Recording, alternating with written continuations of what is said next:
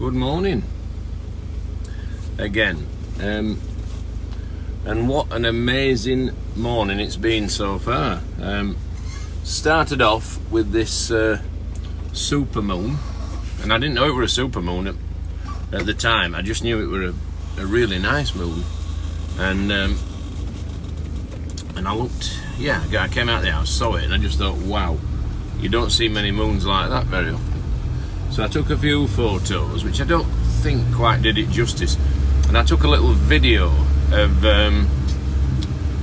like the blackbirds, cock blackbirds were all they were performing the most amazing dawn chorus. It was absolutely stunning. I don't think I've ever heard one better, and so I listened to that for a moment or two. I took a little video of it, which I don't again think did it justice, but anyway, I've sent them to Nikki, and if she thinks it's worthwhile, it'll maybe appear on some social media platform or other. But it was memorable. It's something I'll remember for at least the next few hours. No, it's hopefully I'll remember it for a long time, because it was beyond the norm. It was a strikingly beautiful morning, and the bird song that accompanied it was incredible. So far so good. I went and made me. I went on my rounds and caught up with everything that had happened, and I could see one of the cows was. Well, I thought, well, she's gonna calve, but there was no sign of anything. There was no membrane showing, no waters. She was just a little bit agitated and taking an interest in the patch of ground where she'd chosen to calve. So I thought, right, watch her. So I went round everything else, fed everything, looked at it, checked it, and all good. A few new arrivals, but everything bang on. And went back down to check the cow, and lo and behold, she'd had a calf in the space of about 45 minutes. Which surprised me a lot, actually. So yeah, I did a quick broadcast just to let everyone know, because you can never get that first moment back, can you? That moment when it's just been born, and I thought I need to capture this, and I found it easier to capture it with a live broadcast than a video. So I did that. Spent a couple of minutes just explaining what had happened and showing the next step and the challenges, and that I had to get her separated from the others, and anyway, I couldn't do that whilst broadcasting, so I said, right, cheerio, see you at 7:30, and we'll crack on again, and this day just keeps on getting better, because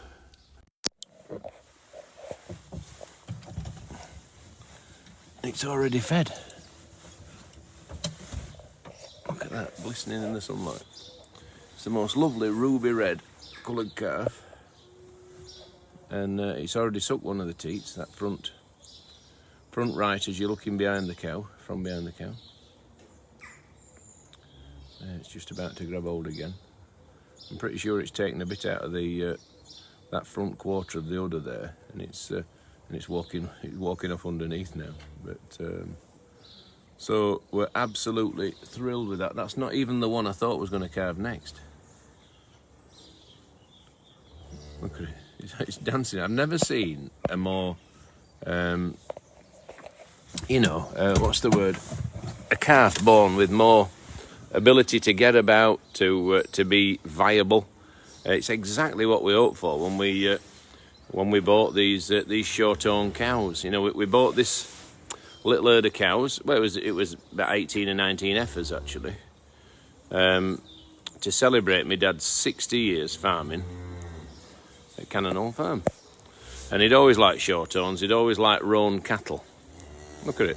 It's only been born an hour and a half, if that. In fact, I bet it's only been born.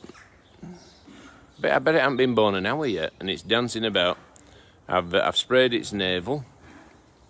I've given it a real dousing. Make sure there's no infection can get in. Kate MacDonald, a lovely way to start my 80th birthday. Wow, happy birthday to you. Happy birthday to you. Happy birthday, dear Kate. Happy birthday to you. That's amazing. So yeah, we here comes Sparkle, I think.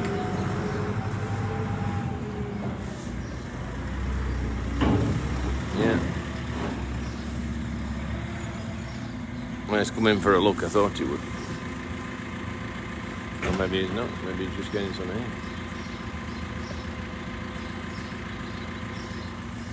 Can't you turn your engine off, Dave? Can't you turn your engine off? Can do. I was just gonna. He's fed. I know. Right, Cap, isn't it? Heifer, Obo. I don't know. I never looked. Heifer. I never looked. I was just happy to see it. It's absolutely full of it. Look, it's just dancing. So Lisa says morning from Northern Ireland. Morning to you, Lisa. Diane says morning, Rob. Morning, Diane.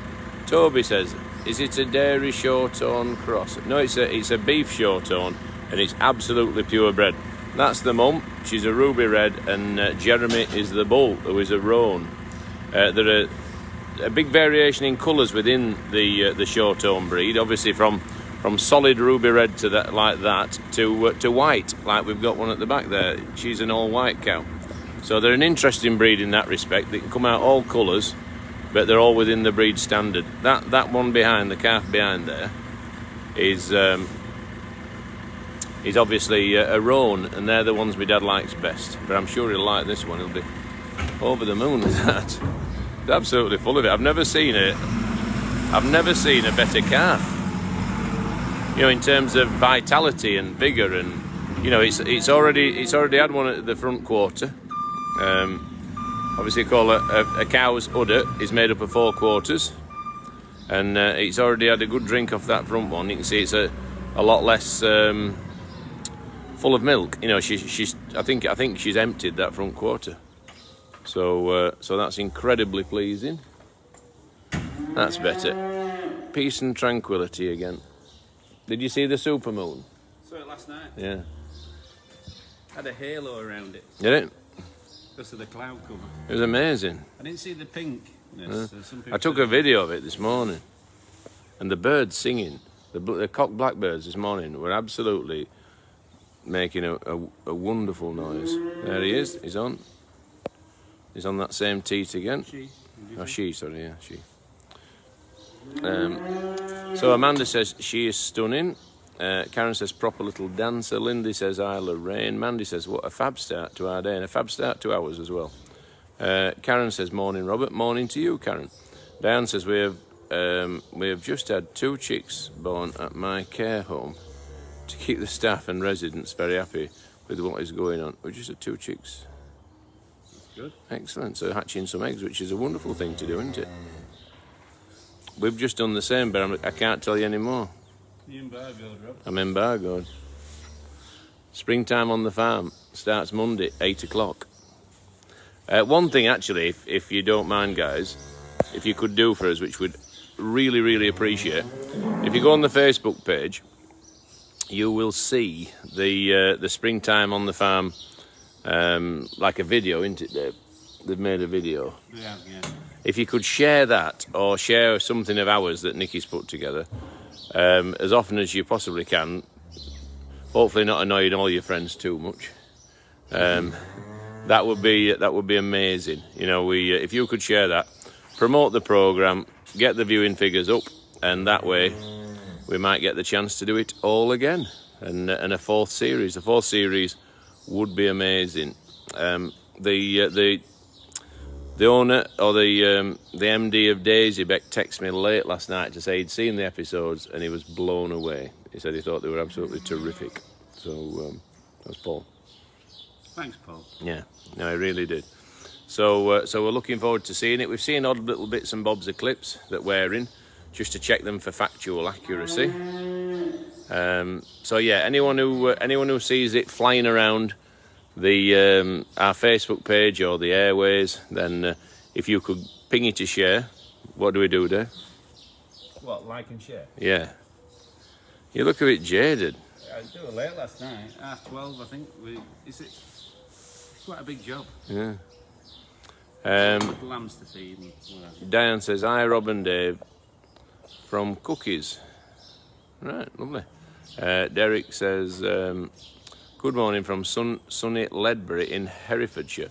Always look forward to tuning in. Wonderful. Hereford is near Wales. Not far from Wales. Do they have Hereford cattle there, Rob? Yeah, that's where they come from. They're nice cattle. I think it's fairly near the border. But not on the border, but fairly near. I bet it's a nice place. Patricia says, "What a good mum. She's really settled down. When I first found her this morning, she was agitated." Was there Jersey after? No, Jersey was not interested. She was a model cow. Isn't that amazing? No, none of them were. There were none of them causing her any kind of disruption. I'm going to move them 2 islands up and give them a bit more room then. Yeah. Later I think so. And then That one next we door. Another one calved, we can... There is another one that's going to calve. This isn't the one I expected to calve first. Ah, it was that light brown one. Yeah, I was thinking. that's the one I expected to calve. So this was a big shock. Although it's really altered. I couldn't believe how it had altered in just a day or two.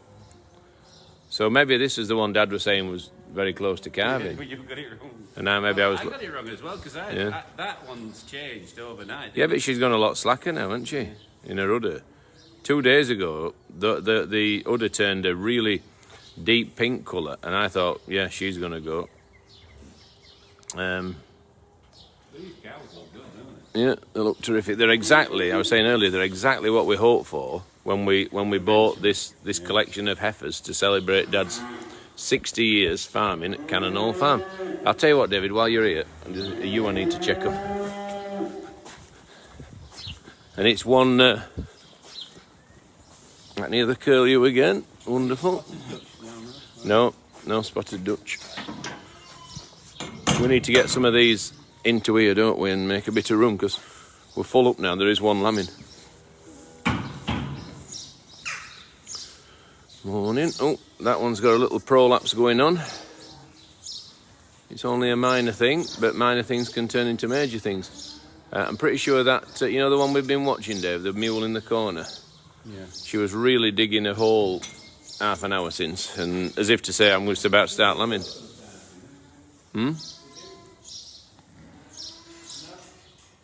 No, that's surprising that. The iodine's... Yeah, I left it there to spray them lambs. Because I fully expected her to have lambed by now. Can you see, look, Dave? Yeah, can you see, Dave? We're looking at the mule, that one there, the one who's had her ears down for a few days. I'll be glad to see her lambed. That'll be a bonus. I'll tell you what I could do with doing. Not another job. Yeah, while you're here. Triplet boar goats. I could just do with hand into a pen with them. Really nice, solid kids, good weight. You order? Had a single. Did you hear that? Curlew then. Oh, bit of good news. It's all good news so far, but I suppose something will happen to change it. But no, that's negative thinking. We don't do that. We have mixed all the horses. Because that's a fair sunrise, isn't it? The cloud formation. Lottie is looking very relaxed. Yeah. This morning. We've mixed all the horses together. It were a little bit nerve-wracking when we first did it. It's a proper rodeo, wasn't it? If ever you've wondered what it must be like, you know when they used to have suits of armour and jousting on big horses and knights and stuff. Imagine Lottie, and we've got it all on. There'll be a video coming out. Don't worry. A line of horses like that. Yeah, charging at you with someone with a fearless person with a big spear in their hand. Yeah. It wouldn't be fun. Be good, would it? No. And Lottie charged there, and she's walking freely. That's good. Because we're a bit worried she'd, overexerted herself, and Blossom was absolutely crazy. She was just charging, right? Obviously they were happy. Yeah, they were happy to be out. But it's nice to see. And within 5 minutes, they'd blown themselves out, aren't they? And they were just head down eating grass. And Ruby didn't really do too much, did she? No, Ruby was all right. Yeah, it was more. We were nervous because obviously, when you first turn the horses out, yeah, there's a risk involved. but there's a risk involved in not turning them out. So you've got to do it. And it's just them that sand paddocks Yeah.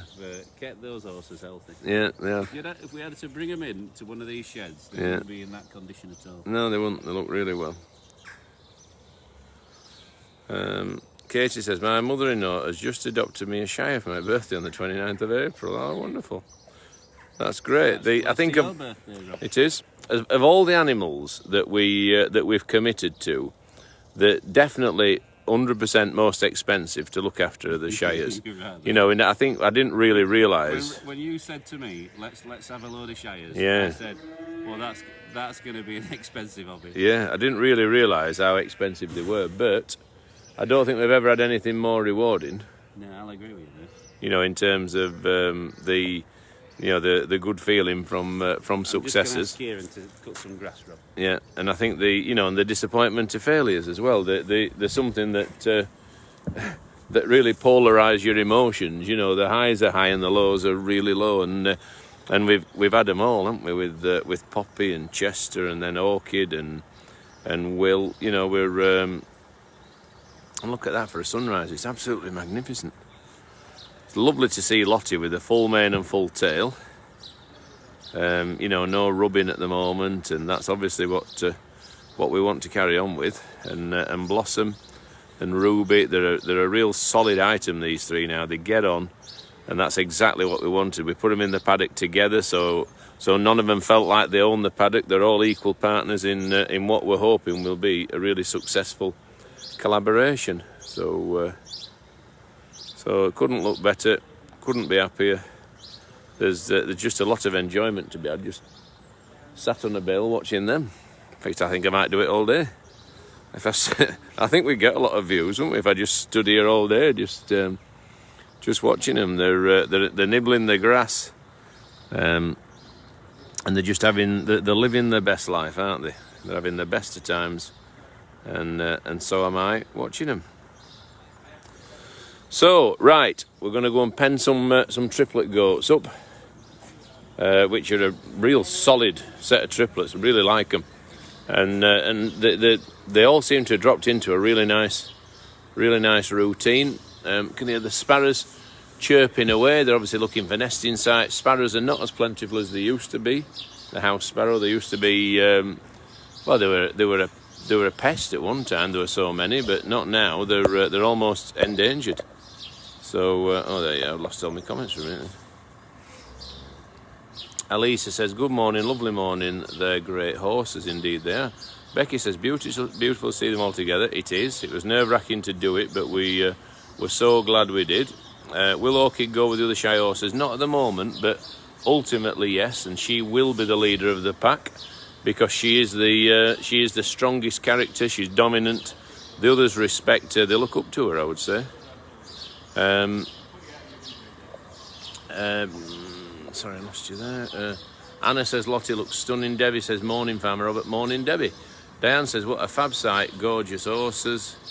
And Deborah says good morning Robert and David from Debbie in Eckington. How's that little goat with the bad leg? The little goat with the bad leg has just got a bent leg. We had a proper good examination of it, and it's not broken, it's not dislocated, it's just growing at a funny angle.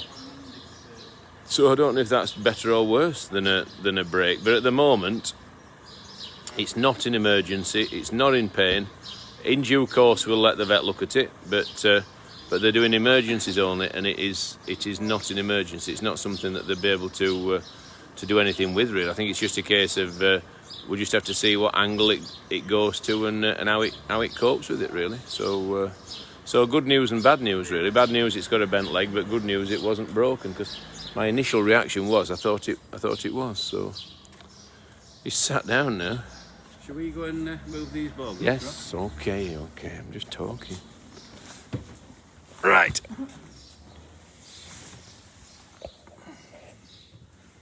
Are you going to take your JCB up there? Well, that's going somewhere else, but yeah. Okay. Oh. Right, I'm just aching a bit. Keisha says hello from Arizona. Is that a desert? I feel as though it is. Or is that Nevada? No, Arizona's a desert, isn't it? Anyway, no doubt you'll tell me. I better not read what I'm driving. I don't know. I'll wait while I stop. So, we've got Jeffrey and Prince living their best life, living their days out in the sun. We've got a pygmy goat I need to feed. If anyone can intercept David, if anyone can just ring him, he's going round the other way. Could he pick a jug and a tube up with him as he passes the roundhouse? That would be amazing. If Nicky's watching or Richard's watching, if we just give him a bell and ask him to pick a jug and a tube up, we can feed a little pygmy goat that needs feeding. We're going to milk its mum and tube it just to get it off to a start, because I don't think it's going to be strong enough to feed itself. So if anyone can get a message to David, if not, we'll nip up and get one. It's not an emergency, but it would be desirable if anyone can get hold of him.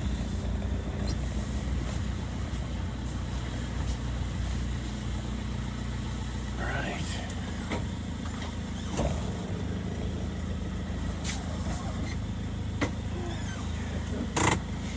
So, boa goats. Let's have a look. Oh, I can hear it making a noise. Looking after them, they look stunning kids. Really solid, real good birth weights. You know, for triplets, she's done fantastic well. Because I suspect it's the first time she's kidded as well. So well done to her. We'll see them in a moment. I've sprayed the navels, and I'm going to assess as to whether they need any help. While I'm waiting for Dave, I'll just have a look at these. We'll probably have to let one or two out to accommodate the new ones. So it's just a case of working out which ones are. I know that's a good one. Come on, let's have a look at you. That's solid. Single. It's the one that we looked at the other morning. I can let that one go.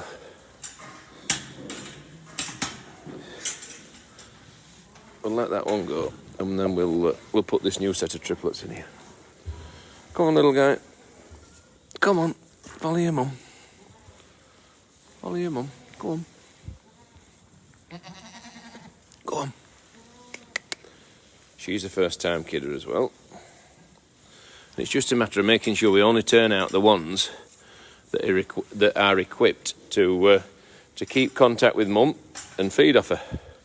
And that's when I've got every confidence will be. It's only a single. If they've only one to look after, that ghost face, how dare you move me. They're coming on nicely. That one's not just as good, is it? So we'll keep that one in. She's probably not just making the amount of milk she needs to, but in due course she will, I'm sure. Set of triplets here. Come on, let's have a look at you, missus. Come on, let's see them. Come on. And again, they're going straight to feed. So there's competition for the milk. She's only young. She won't have loads of milk. So that's one we're going to have to watch. She'll struggle to feed all three of them. I'm pretty sure like that one now wants to feed, and there's no teat available for it. And the others are just stripping the milk. So we need to be mindful there. That's going to need some help initially. And then, and possibly it'll be beyond it in the long term to feed all those three. One of those might need to go up and live with the lambs. Yeah, I can't see that working out. She's not going to feed them three. I can't. I would doubt anyway. So these are two more that David said he'd had two born overnight. So they're two good kids. Nothing wrong with them. Two solid kids there. Hello, missus. Let's just check these are all right. And it's just a case of walking round and making sure that they're all getting their tummies filled with milk. See, they're all building up now in terms of numbers. And by the time we finish, we're going to have a lot of boar goats. If anyone is interested in keeping boar goats, we will definitely have some available. There's obviously this is a new one that David's penned up. There's a placenta in the pen that she's delivered along with the kid. I can see from here that one's solid. Here comes Dave, possibly with his tube and jug. Nicky's got hold of him, hopefully. Oh yes. There's always a hotline to Dave. Everyone always seems to get hold of him whenever I ask, so I appreciate that. Thank you. So right, let's have a look at our latest arrivals. Yeah. There's one set of triplets, Dave, second to the end on the left-hand side. She's not going to feed them all, I don't think. I think we're going to have to bottle one. Unless you're really up to milk. I mean, they don't look bad. Yeah, but she's a big mature goat, whereas she's only a first-time kidder.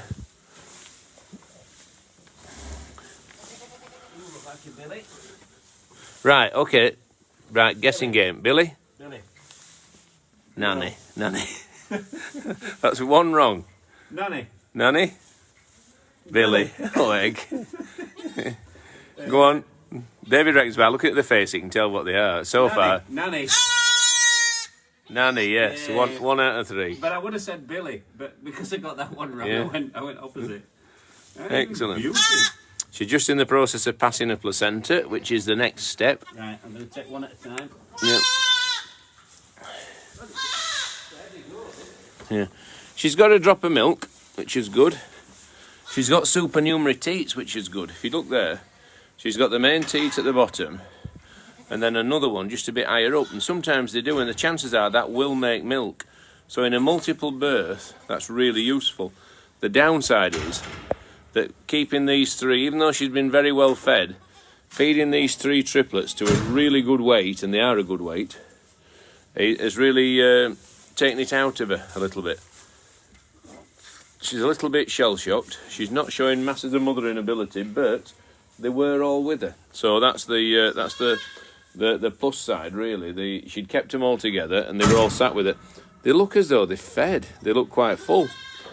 I'd have to inspect her udder to see clearly whether that's the case.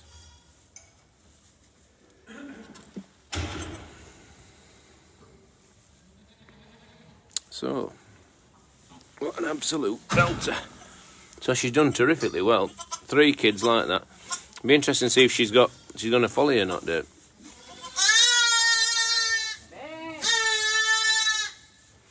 Go on, Mum. Off you go. She's just a little bit shell-shocked, isn't she? I just wonder if the kids have just stayed with her rather than her looking after the kids, you know? Not really sure. Yeah, I think we'll end up having to... She'll be better when she's past the placenta. She'll definitely be... You lousy things.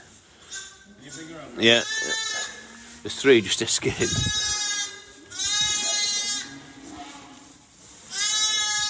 Good girl. Go on, want to see your baby. Good girl. Just mind that placenta, Dave. Make sure you don't tread on it. Right, I'll. Yeah.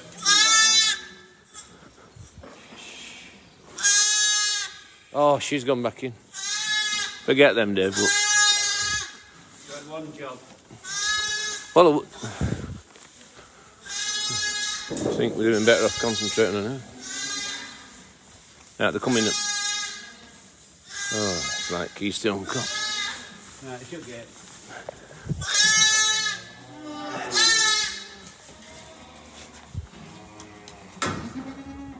Just pop it in, Dave, and I'll give you a hand walking her across. Sorry about this. We're in disarray. But once we've got her in, she can concentrate on them. And it's just woken her up a little bit. She was in a bit of a trance.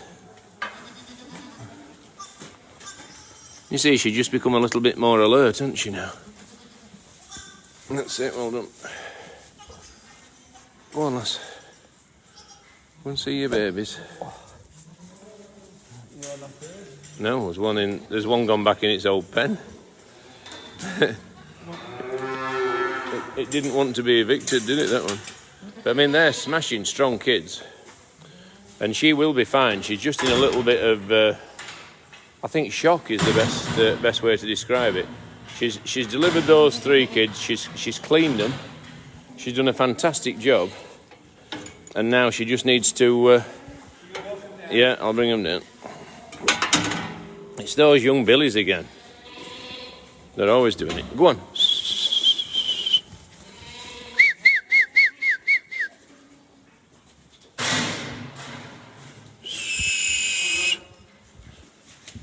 Go on, boys. Go on. Go on.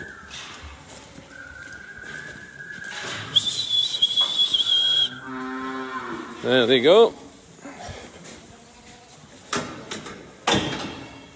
I don't feel as though...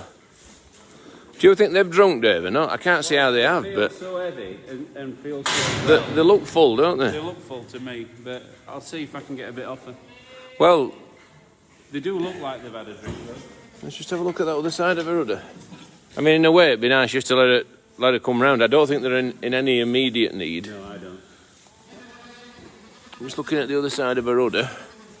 Could be that they've just had one side. That other side is lower, Rob.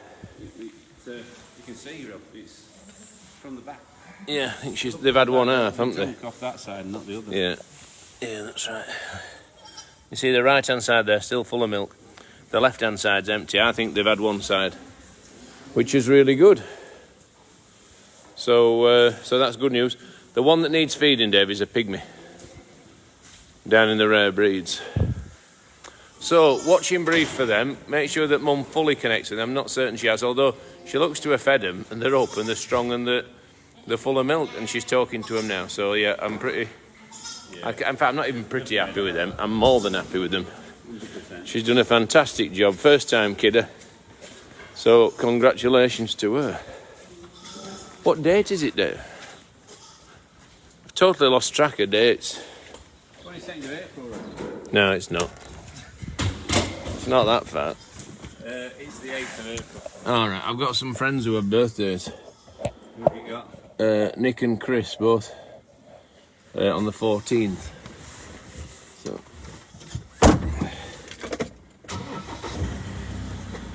Right. Take that. Alright. Right, rare breeds van next. And we're really lucky at the moment to have so much going on to obviously distract us from all this awful virus stuff, you know. It seems we are extremely lucky, really, because the days are flying by.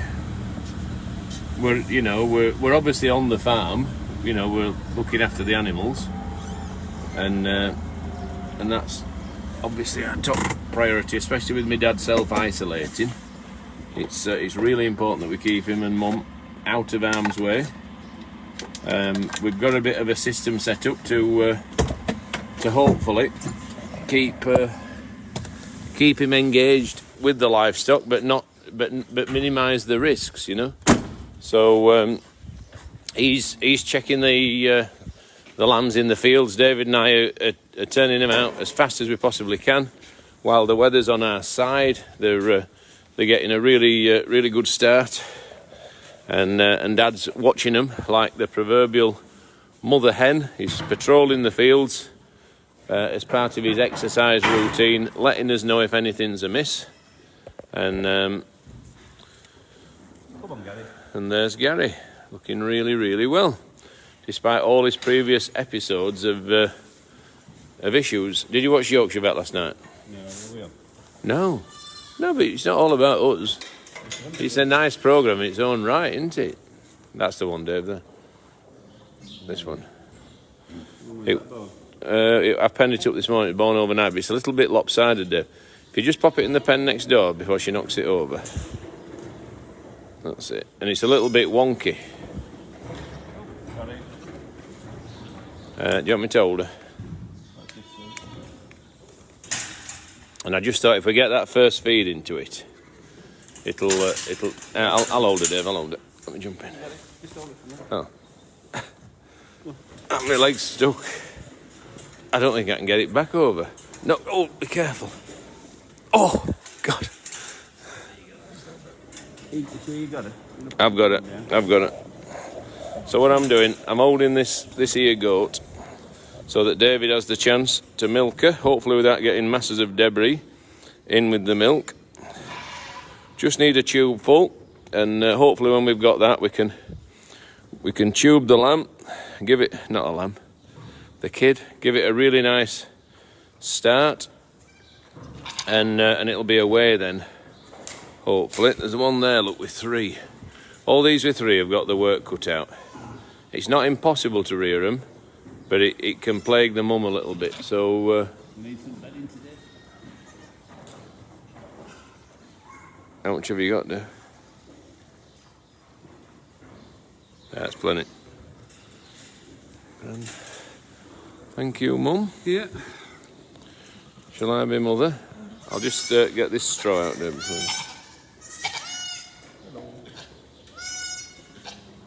It's impossible to milk them without getting a little bit of straw in. So what David's doing now, need to spray this one actually down. He's having a listen to the tube. Yeah. Are we good? And I'm going to pour the milk in and just give it that. Whoa. Oh, it burped. Good bird. Hang on. Is that you said I don't. Yeah, all right.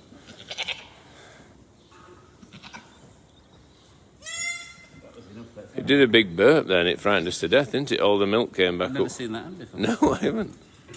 So we'll keep that for its other half feed. And you know, maybe if it does need one more feed. It's up, hasn't it? Yeah. So I need to. She's got plenty of milk to go again, you know. Should we give it to that little ginger? Can do. Red one. Well, it looks as though it's just a bit hungry, doesn't it? Yeah. So yeah, they do need some straw. These.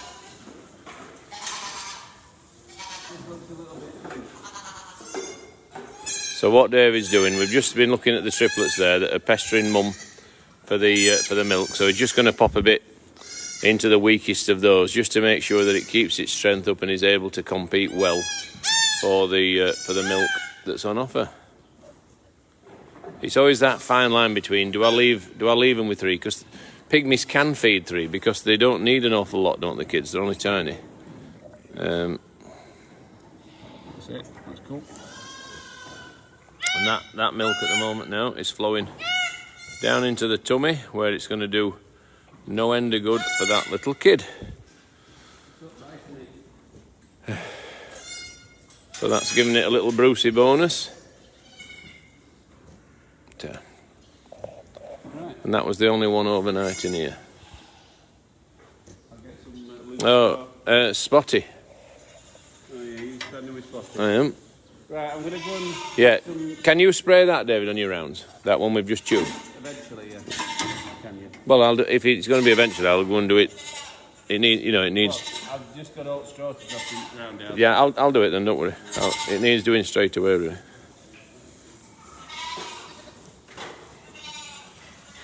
Here we go. We'll feed Spotty first, and then we'll go and get some iodine, and spray that one's navel.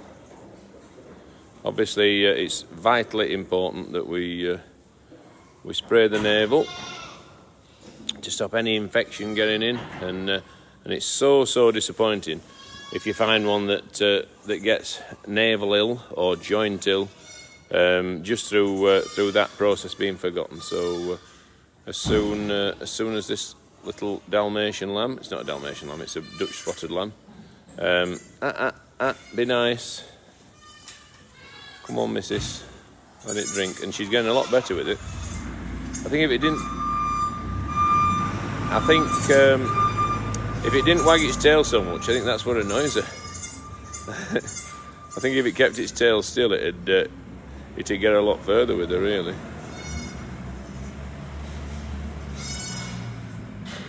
Your name was Pongo, is that what we called it? Pongo, right. How's the goat with the bad leg, says Joy? it's not got a broken leg as I thought when I first saw it. It's got a bent leg. It's sort of growing in the wrong shape. So it's all right. It's feeding. It's fine. It's not something that the vet could do anything with. So it's one of those. We just have to monitor it, see how bent it grows really, and take it from there. But hopefully it'll stay straight enough for it to to have a as normal a life as it possibly can. I think it'll always have a bent leg. I would say that.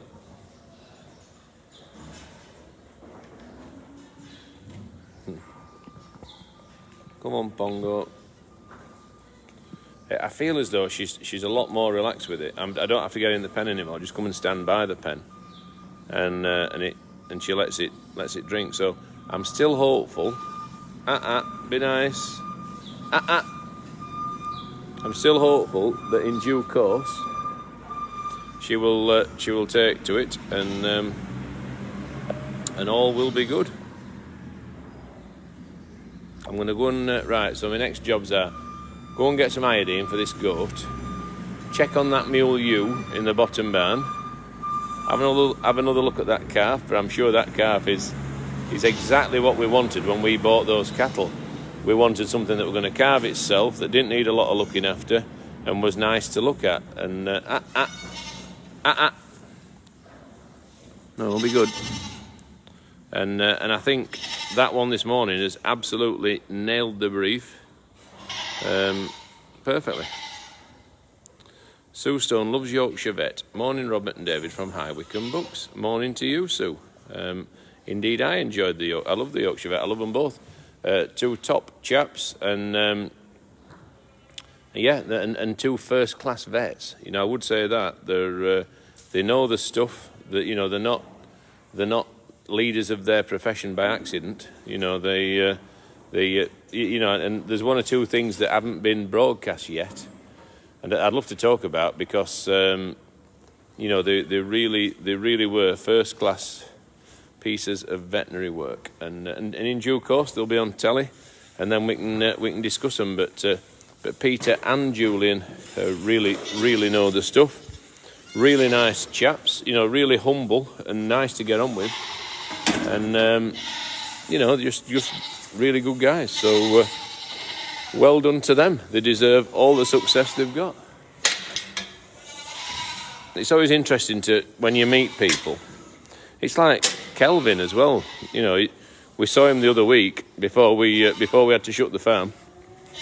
He came around the farm with his family, and he's no different. Humble, nice kid.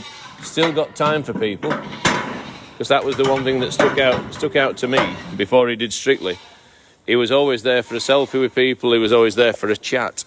He knows where he started, and that's nice to see. He's grateful for his lifestyle, I'm sure, and he doesn't take it for granted. Right. So we'll check this sheep that I'm pretty sure is going to give birth, and eventually we'll make our way back up to the roundhouse. The horses are by the side of the paddock. We'll go and have a bit of a word with them.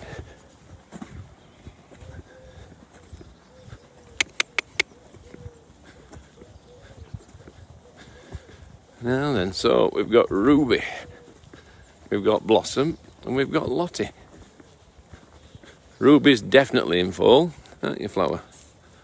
Hey, good girl. They've all been mixed together. Yesterday tea time we had we plucked up our courage, turned them all out together in the paddock, kept all our fingers, toes and everything crossed, because as would be predicted, they went absolutely crackers. They absolutely loved it.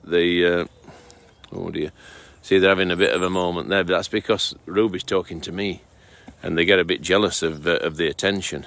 Good girl, don't you? Eh? Who's the boss in here? I'd say Ruby or Lottie. I think Blossom is the underling, but she's not much of an underling. She's pretty with it. Michaela, you need to go back and spray the kid, the one that did. I do, that's absolutely right. You know me, I get distracted. But that kid is vitally important. Needs the iodine and it's going to get it. And I'm going to check on the sheep at the same time.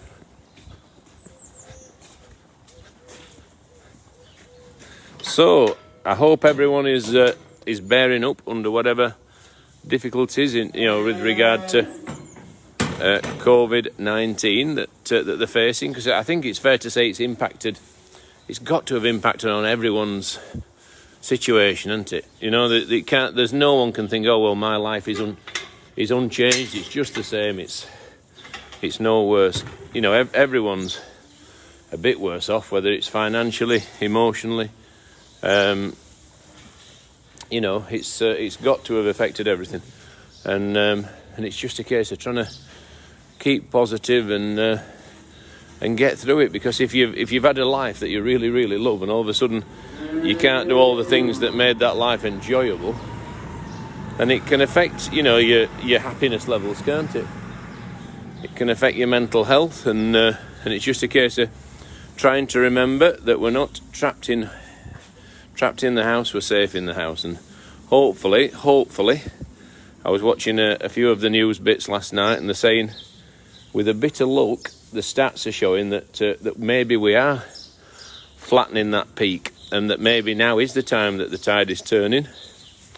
And all we need after that, I feel, not all we need, because it's a lot more complicated than that, but something that would be a massive, massive help would be some kind of test that you could buy at Boots or something for less than £5 to say whether you've had it or whether you've got it. And to be honest, people would pay nearly any price, wouldn't they? But it would be nice if it was affordable to the many, not the few. That would be that's needed, I think, really, because that way you could manage your own lifestyle, couldn't you? Then, if you've got elderly relatives, you could, and if you've had it, then you can visit them with more confidence.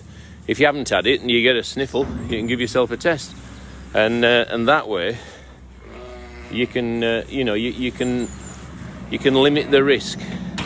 But obviously that's a little bit further down the road than we are at the moment. But as I see it, if that could be achieved in the short to medium term, there's no reason why we can't start getting nearer back to normal, really, and still trying to keep the more vulnerable amongst us safe. So that would that's what we could really do with. But there's people a lot smarter than me who have developed these tests. They've got to make sure they're safe, they make sure they work, because there's nothing worse, is there, than thinking you haven't got it and you actually have. And they need to be as safe as a pregnancy test, don't they? They need to be as accurate as that. And obviously time isn't with us. No doubt people are furiously testing stuff and developing stuff and all that malarkey, trying to get it on the shelves, trying to be the first people to do it. There's a lot to be gained, isn't there, to gain something like that, right? Right, what's occurring here? Oh, wait, that's it sounds like there's one there that's lost her kids. She's shouting for him. Where are you? Come back, your tea's ready. It's no trouble, donkey. Young Derek. Right, where have your kids gone, missus? That is the question.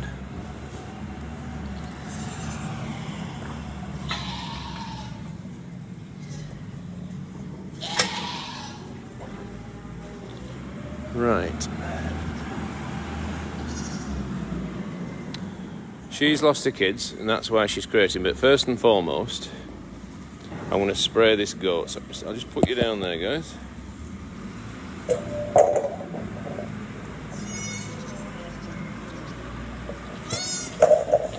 Alright, this is going to sting a little bit, but it's worth it.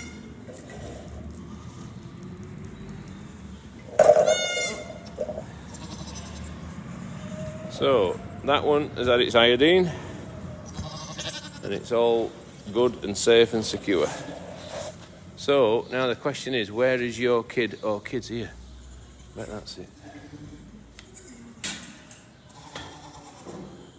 So is it one of those, two of those? This is the problem, you lose track of what's got what, and when they can... Look at that. Got ya. Is that one yours? I think it might be.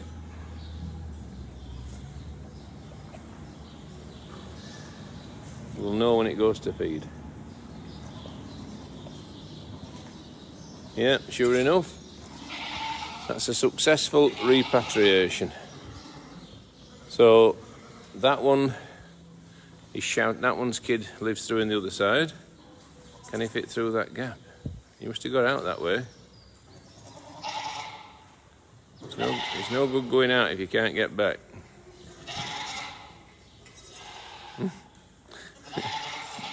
He loves it, doesn't he? Yeah, now look at that. He could get through all the time, he was just messing. And that's fine, you see. Once they get to the stage where they can come and go, all it needs is the mum to shout and back they come, no problem.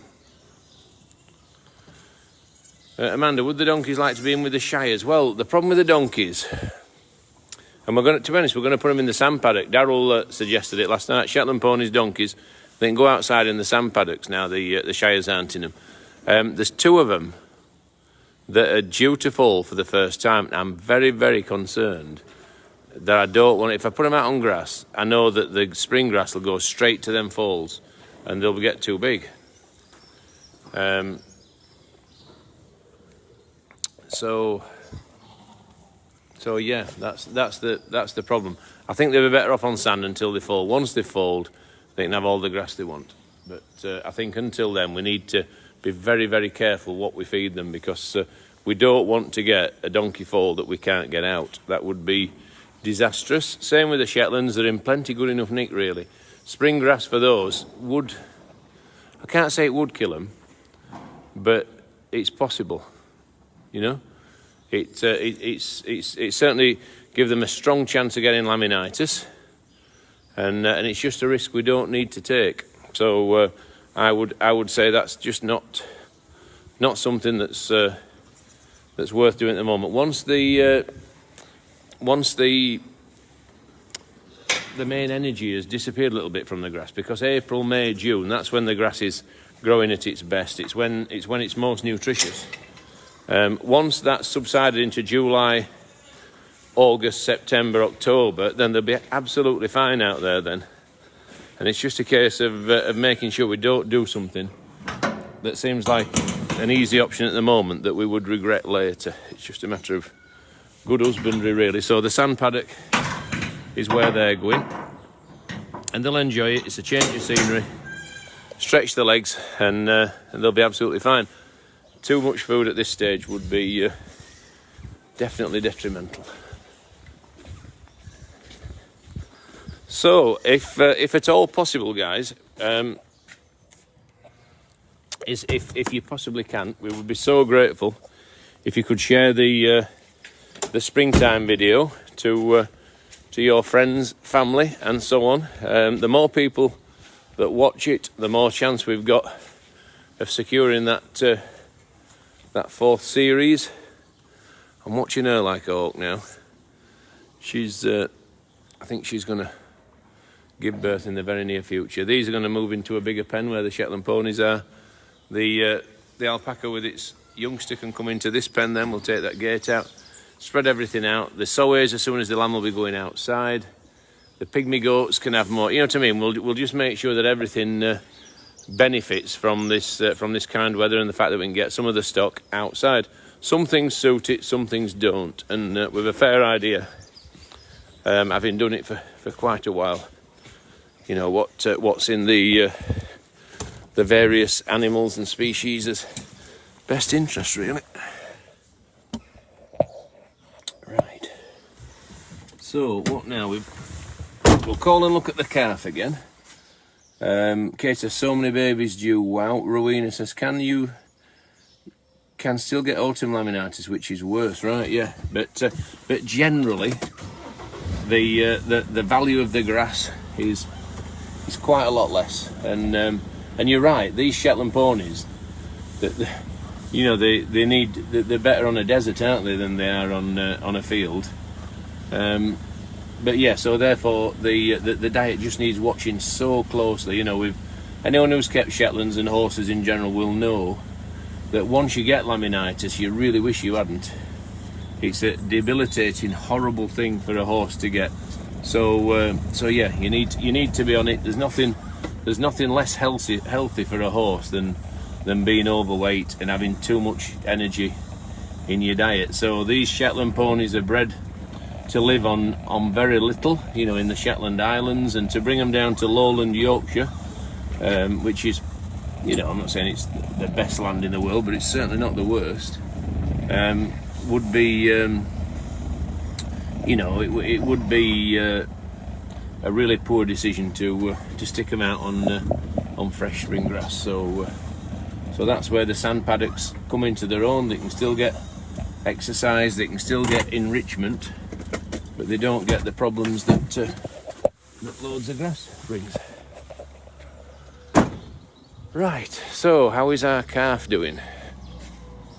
I suspect it'll be doing really nicely. He's having a rest, and I'm not surprised. He's packed a lot into his short little life so far. He's been born. Mum's done a fantastic job. She's really relaxed with him now. When he was first born, you'll if you look at the little broadcast I did earlier, about 5 minutes worth, he was, you know, he was up and about and he was walking off, and she was a bit agitated and she didn't quite know what to do. She'd never done it before. I'm pretty sure she's a heifer, this one. I think it's her first calf. So she's done really, really well, and she's a natural mother. I've never seen a calf with more go about it. You know, he really is in a really solid, good place. Right, Trish, Rob, if you're walking on a public footpath and there are ewes and lambs across the path, is it best to walk round to not disturb them, or stick to the path? Right, that's a good question. That's from a very good friend of mine, Trish. David, I'm going to ask your opinion. If you're walking on a public footpath and there are ewes and lambs in your path, should you walk round them or stick to the path? In my experience, I've never really found that with ewes and lambs in front of me on the public. Right. But what would you do if there were? I don't want you dodging answer. I think you are a politician. No, but in my experience, ewes and lambs usually move away from you. But what if they didn't? What if they were just stubborn? You just walk around them. So you'd walk around. So Trisha's asking what to do. David's saying he'd walk round them. But I do think they would move out of your way. I think it depends if you've got a dog. Because if yeah, just walk around them, Trisha. Unless you think they're not very well, and you could see if they'll stand up. And you know, quite often if a sheep won't stand up and you're a stranger, it would make me wonder if it was all right. But equally, you can just get some really tame sheep like them Zwarbles. They wouldn't necessarily jump up, would they? So really, we've been no help to you, Trish. Just do what you think. Right near the curlew again. No, generally, a sheep should jump up if you come near it, if you don't know it. So, but, well, walk round it. I'm going to say walk round it. Unless you think it's ill, and then report it to the farmer, if you know where he is or who he is. Walk on by. Oh, heck. We've not been a great deal of help there. So, listen to that curlew. Does it ever shut up? Don't be mean. It's a lovely thing. I love that sound. It makes me want to walk down there and have a look, but I'm not going to do because I don't want to disturb it. Exactly. Look at that. I'm just going to sit on the bale and look at the horses.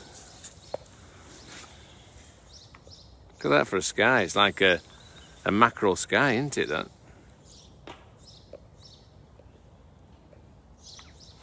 Three good friends down there now. getting on well together. It's worked a treat. Really pleased that we did it last night. We've been talking about it forever. When should we turn them out? What should we do? Do you think they'll fight? Do you think they'll this? Do you think they'll do other? And it was just a case of cracking on and doing it. We knew it was the right thing to do. Nothing is without risk in life, but there's a risk in doing nothing sometimes, isn't there? So the risk of doing nothing was just to leave those horses in the sand paddock and never letting them set foot on grass, which wouldn't have been right. You know, there's a time for sand and there's a time for grass, and this is their time to shine. They're living their best life. They're enjoying themselves. They're looking resplendent in their beautiful surroundings. So we're really pleased with them. Right. So we've checked on the calf. The calf is doing grand. This is the next one to calve. I thought that one would calve before the one that has calved, so it shows what I know. If you can just have a look there, she's got a much different udder, this one. She's got stubbier little teats. You see, it's probably easier for the calf to find. That's a good angle, that one. You want the teats to be stuck out at an angle that's easy for the calf to latch onto. Now, looking at her now, I wouldn't say she's particularly imminent, but a couple of days ago, she'd really bagged up. Bagged up means filled with milk. Her udder had filled. It had changed colour. You'd almost think something had drunk that, but it hadn't. There's no calves in here. She just seems to have moved a little bit further away from calving, which is weird. So, but anyway, she could go at any time. We're watching her closely. That calf has absolutely demolished this side of her udder. She's drunk it all out. So that's wonderful to see. It's now having a rest. It's had a busy old morning. Literally at 5 o'clock, I checked that one, and there was nothing. There was nothing at 5:45 when I came past again, and then I came down 3/4 of an hour later, and there it was running round the pen. I couldn't believe it. And I thought, that'll do. That's exactly what we want. You know, we don't want to be getting ropes on and pulling and tugging and holding and messing. You know, it's exactly what we signed up for when we bought the Showtones. We knew they had a reputation as an easy carver, as a simple cow to keep, and indeed, that's what they've proved to be so far this time. But we're not taking anything for granted. Excuse me. So the llamas, Nicky's saying strangely, our gorgeous llamas are the least popular of the adoptions. But I think it's because they're stuck at the back of that shed. They'll be going out in the sand paddock today. Daryl messaged me last night. What about putting the llamas out, the Shetland ponies out, the alpacas out? I said, well, llamas and Shetland ponies definitely, and donkeys. Alpacas, we'll just give them more room inside because there's a couple I think are ready to go anytime. So the alpacas, I'm expecting new arrivals very, very soon. So yeah, we'll just have a quick look round. I'm setting a field up here that I think is going to look absolutely amazing. I'll show you in a minute. It's sort of one of the things I like to do is basically distribute all the different breeds of animals in different paddocks, so that when we're back open again, and who knows when that could be, if we are flattening that curve, if we are winning the battle. I listened to a professor on the news last night who was a bit more able to talk freely about what's going well and what's not. He wasn't a government-backed guy, but he was very optimistic that the latest statistics were very encouraging, and he hadn't been that optimistic before, you know. So, you know, I don't think we should get our hopes up, but equally, we shouldn't be pessimistic either. So, but he was happy with the new infection rate, and obviously any death is awful, and there's some awful, you know, things that we've all seen coverage of. Although I saw one this morning. It was a guy who got a round of applause. Did anyone see it as he came out of the hospital ward after 12 days fighting COVID-19? And all the nurses and doctors all lined and gave him a guard of honour as he left. And he'd had his birthday the day before inside the ward, and the nurse had asked him what he wanted for his birthday. He said, well, I'd really love a shave. And so she gave him a shave for his birthday. and then they brought him a piece of cake round later, and it was a really emotional story to listen to. If you can find it. He was a guy, I think, in the Midlands somewhere, and he seemed a right nice bloke, and he'd lost his dad. He'd had to watch his dad's funeral via video. A friend had taken a video of it for him, and his two sisters and mother were all in hospital at the same time. So it's throwing up so many heart-rendering stories, but so many stories of true happiness as well. As he came out of hospital, he got this big ovation, but all he could talk about was how they'd saved his life. So it was really, really worth watching. It was lovely to see. Right, talking of lovely to see, we have got, this is my showcase, well, not mine, it's all our showcase fields. It's not just my field, but I'm putting together a nice little collection in here, and they're soways with the little lambs. We've got a few pygmy goats. Now those goats are the billies, and the feet, look at those little lambs running across. They are the billies and the nannies that didn't successfully have kids this time. So we've turned them out. There's no point keeping them in and eating more food than they need. They might as well be outside enjoying the exercise. The reason the goats don't go out, the baby goats, is they don't particularly thrive outside. They generally need a shelter. Older adult goats are fine, they can manage, but goats with the little kids don't prosper.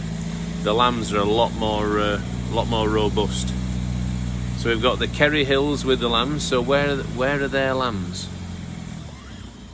That's bad parenting, ladies. Go and find your lambs. Yeah? I'm sure they'll be fine.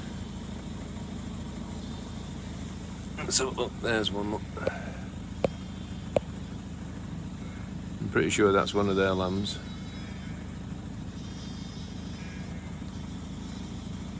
Look at that, they're heading off for the lambs now. They've listened to me. Look at that, oh look at that, that's cute. They've just realised they're away from the lambs. The lambs are looking for them, they were looking for the lambs, they've met in the middle. That's super special. They obviously heeded my words, didn't they? Right, so 3 billy goats there. Are they gruff? They can be. So 3 young billy goats enjoying the early morning rays, enjoying the freedom of having a wander. Now up here a bit,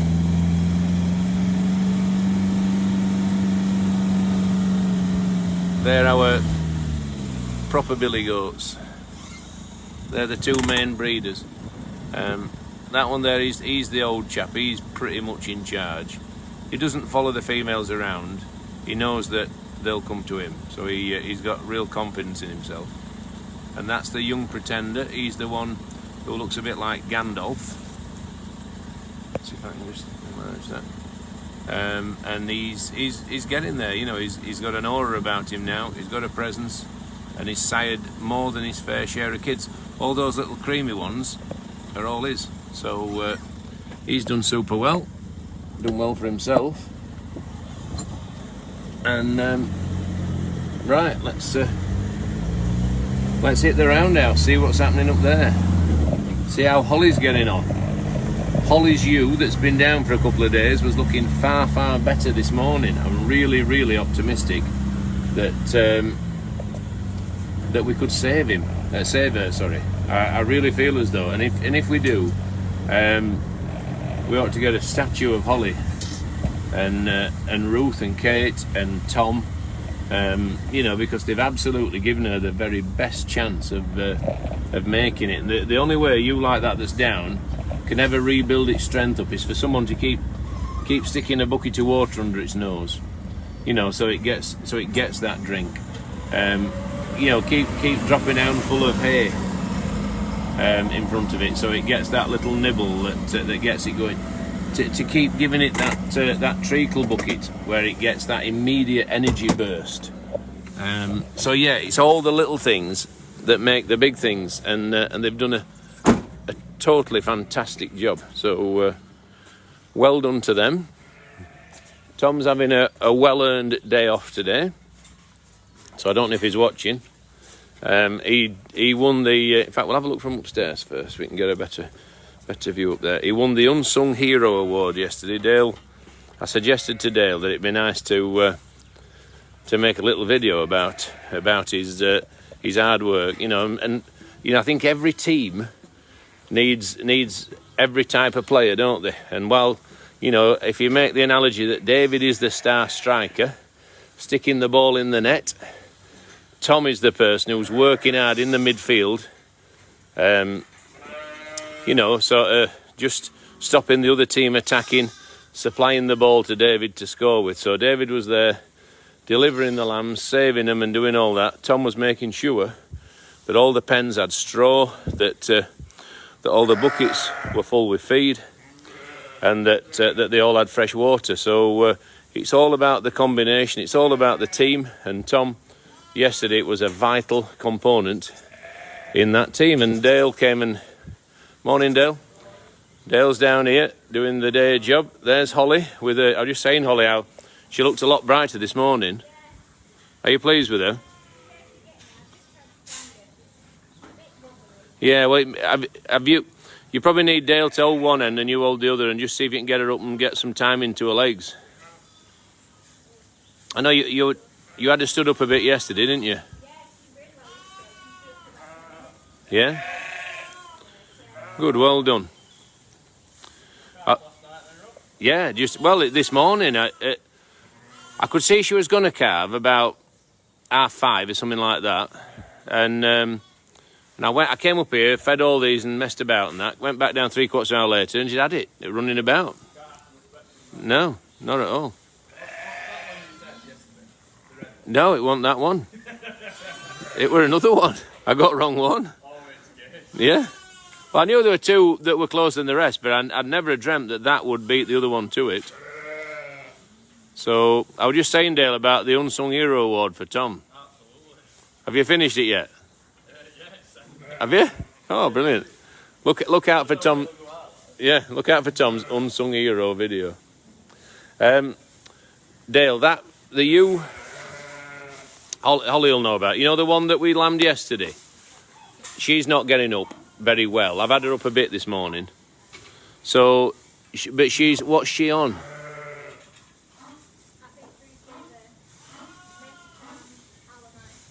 All right, so she's having the lot. Right, so she'll need pen and strap again today. Yeah, right. Grand. She's having everything we can throw at her. She looks all right, actually. I think she'll make it. That's the ewe I'm talking about. She's just pushing a bit there, so... But she's having everything. She's got the pain relief from the Metacam, and she's got the antibiotics that'll hopefully fix her.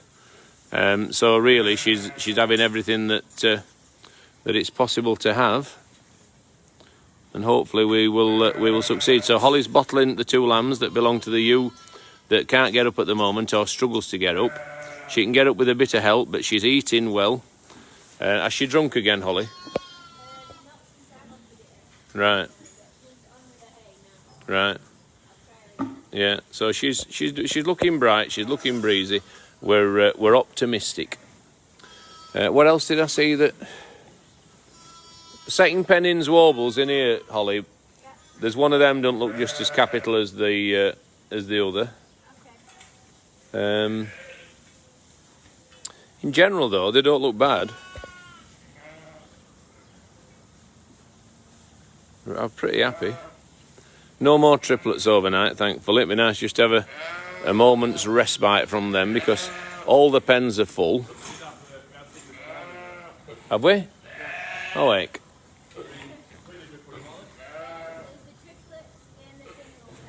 All right.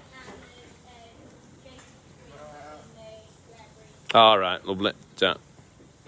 So that's 2 since I was last here. So, and I penned up 3, two twins and a single. So yeah, we've had 5 more born since 5 o'clock this morning. So they're all... Oh, those two are having an argument. What a pointless argument that is. They can't win. That's just obstinacy. Oh dear.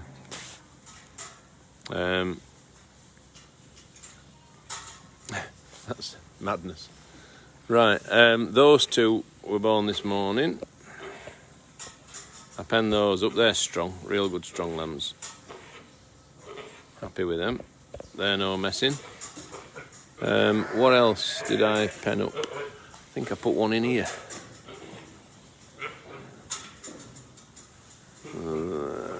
That one, I believe. Yeah, that's new this morning. And that one. And again, they're really strong. There's no problems with those. So everything's very relaxed up here. Holly's sat playing with the lambs. Dale's trying to do what Tom does, but he's nothing like as good. Yeah, oh gosh. Well, we'll see.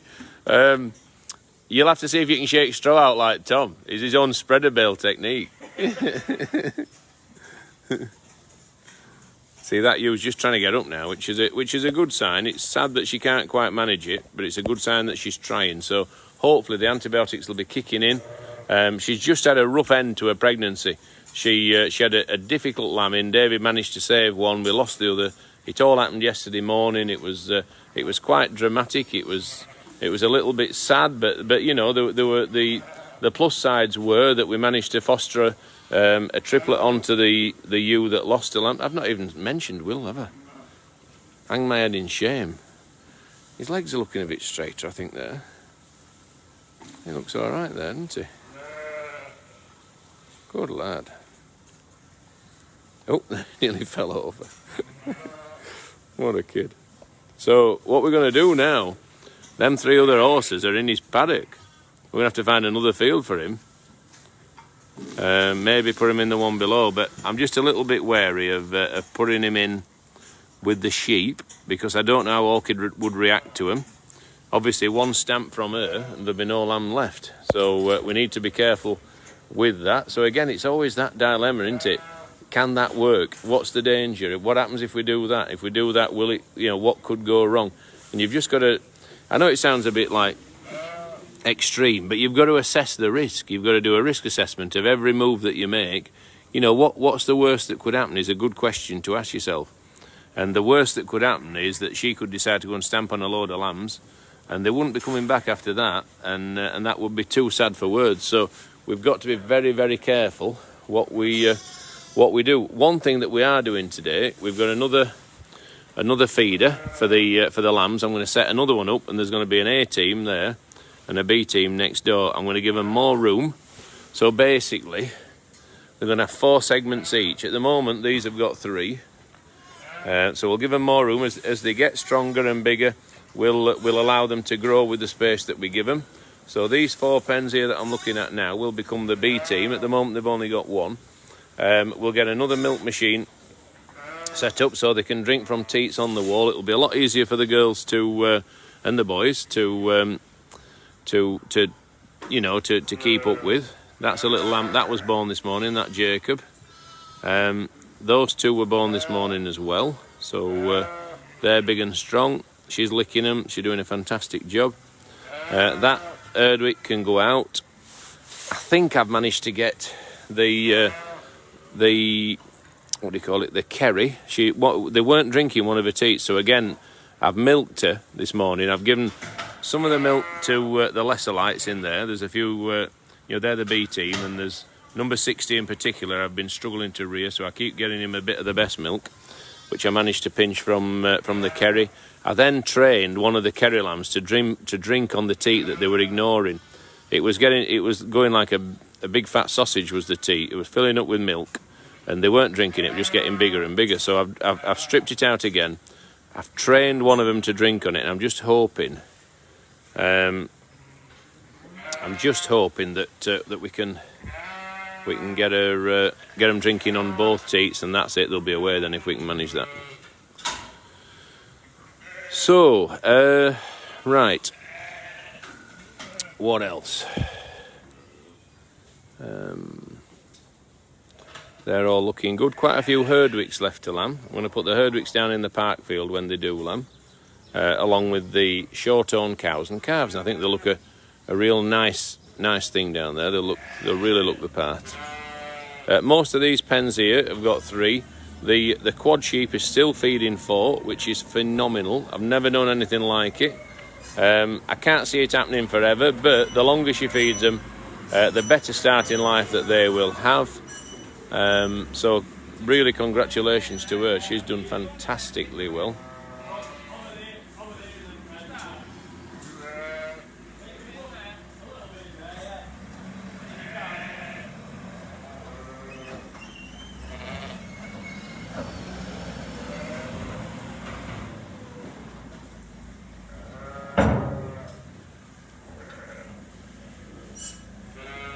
What are you doing, Dave?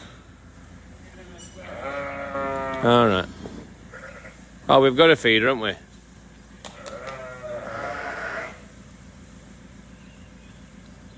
One, 2, 3, 4, 5, 6, 7, 8, 9, 10. There's just 16 left in this pen now. 16 sets of twins in here. How many in there?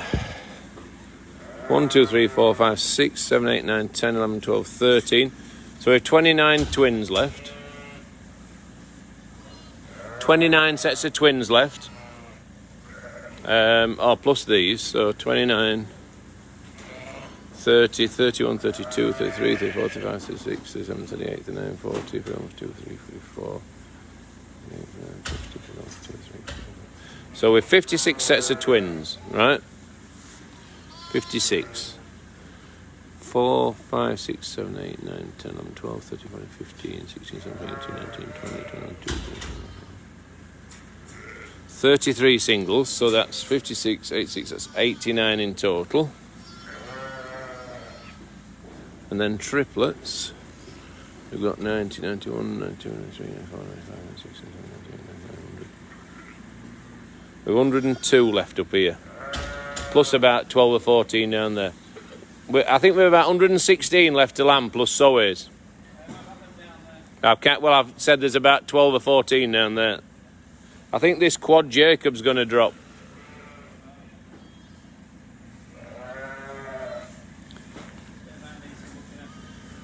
David's...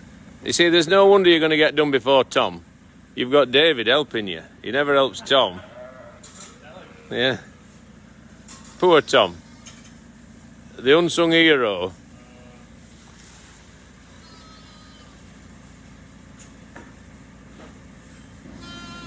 And it's just a tricky job knowing how much to give them, really. You want to give them enough, but you don't want to give them that much that it wraps around the lamb's feet. That's the biggest problem. Oh, heck. Nightmare.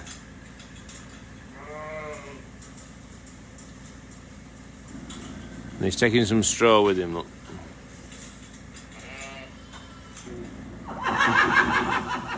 Oh, hey, oh. Orchid's seen something. What field are we going to put Orchid in, Dad? Hmm? No. I wondered about that.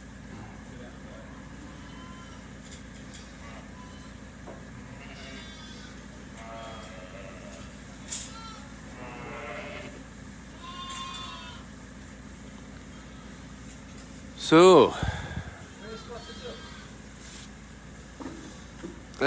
is that what we put him to?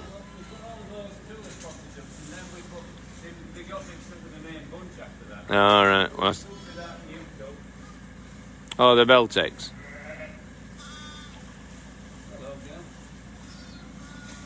Hello, David.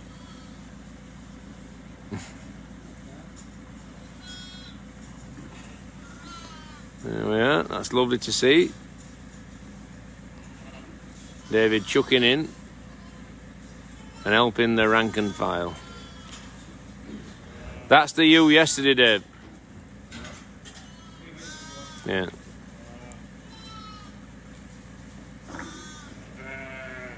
So, right, who is watching? Helen says, I'm planning a visit next year. It will be lovely to meet you all. I feel I'm getting to know Team Cannon. It would be lovely to see you. We often get the pleasure of people messaging us saying, we're coming to visit. Will you, David, your dad be about? And what? Yeah, we all try and be about, don't we? It's lovely to meet people. It's lovely that they've taken the trouble to come and see us, and that's a lovely, compassionate act from David there. He's filled that bucket. He's letting that look at that valley. It's nicking its hay. He's letting that one have a drink, and that's what it's all about. The little things make the difference with a ewe that's down on a luck. If you can keep giving him a drink of water, if you can keep throwing him a handful of corn, if you can just keep giving him a bit of hay, it keeps him in the game. It keeps him going. You know, it might be that we can we've got a treacle bucket somewhere. I think Holly will have a treacle bucket next door, Dave.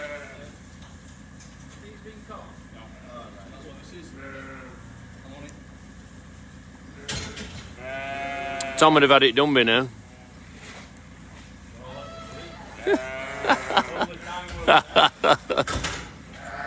Yeah, but Tom does it more thoroughly.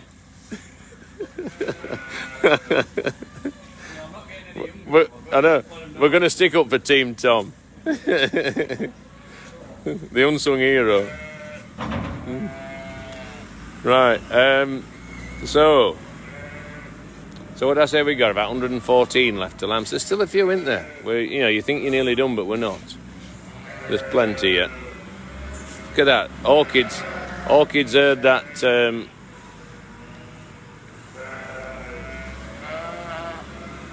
Dale, they feed them all in a bucket. Yeah, they go around with a bucket so that they don't waste any, and it's there for them all day. Yeah. Yeah, that's probably why it takes time. Yeah. So yeah. Stop winding Dave up. I didn't know I had. What did I say?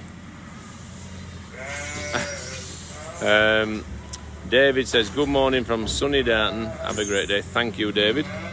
Meg says, Cannon Hall is my favourite. Can't wait to visit once this is all over. Wonderful. We can't wait to welcome everyone.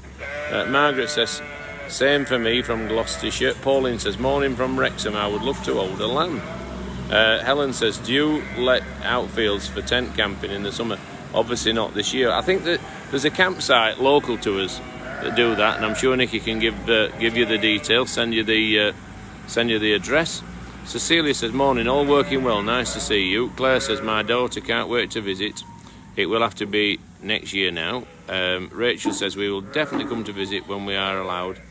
Makes me miss my time on the farm so much. You have a brilliant team, absolutely. Rachel in Shropshire, brilliant. Robert needs a large wooden spoon. Oh, heck. Good luck, guys, says Laura. Shannon says, the whole team are unsung heroes, absolutely. Tina says, glad you have lots of lambs still to be born, as we don't want the live feeds to stop. Annette says, morning, how's the kid with the bad leg? The kid with the bad leg, I thought it had a broken leg when I saw it, I'll be honest, and I thought that's a vet job. But when we examined it at great length, we found that its leg was bowing like a banana. It was just bent. It wasn't broken. Holly had a look at it, David had a look at it, I had a look at it, Ruth we all had a look at it. And it's not in pain. And it's getting about. It knows how to feed. It's absolutely fine.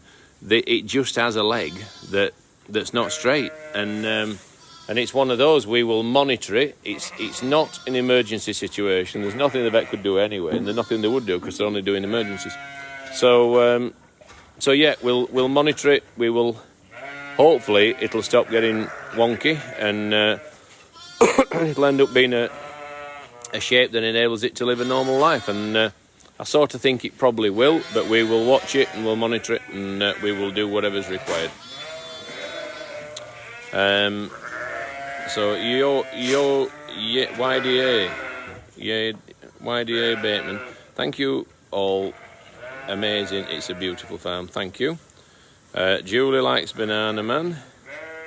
Jeanette says, morning to all, can't wait to come with my grandchildren for the first time. Became a supporter yesterday. You are all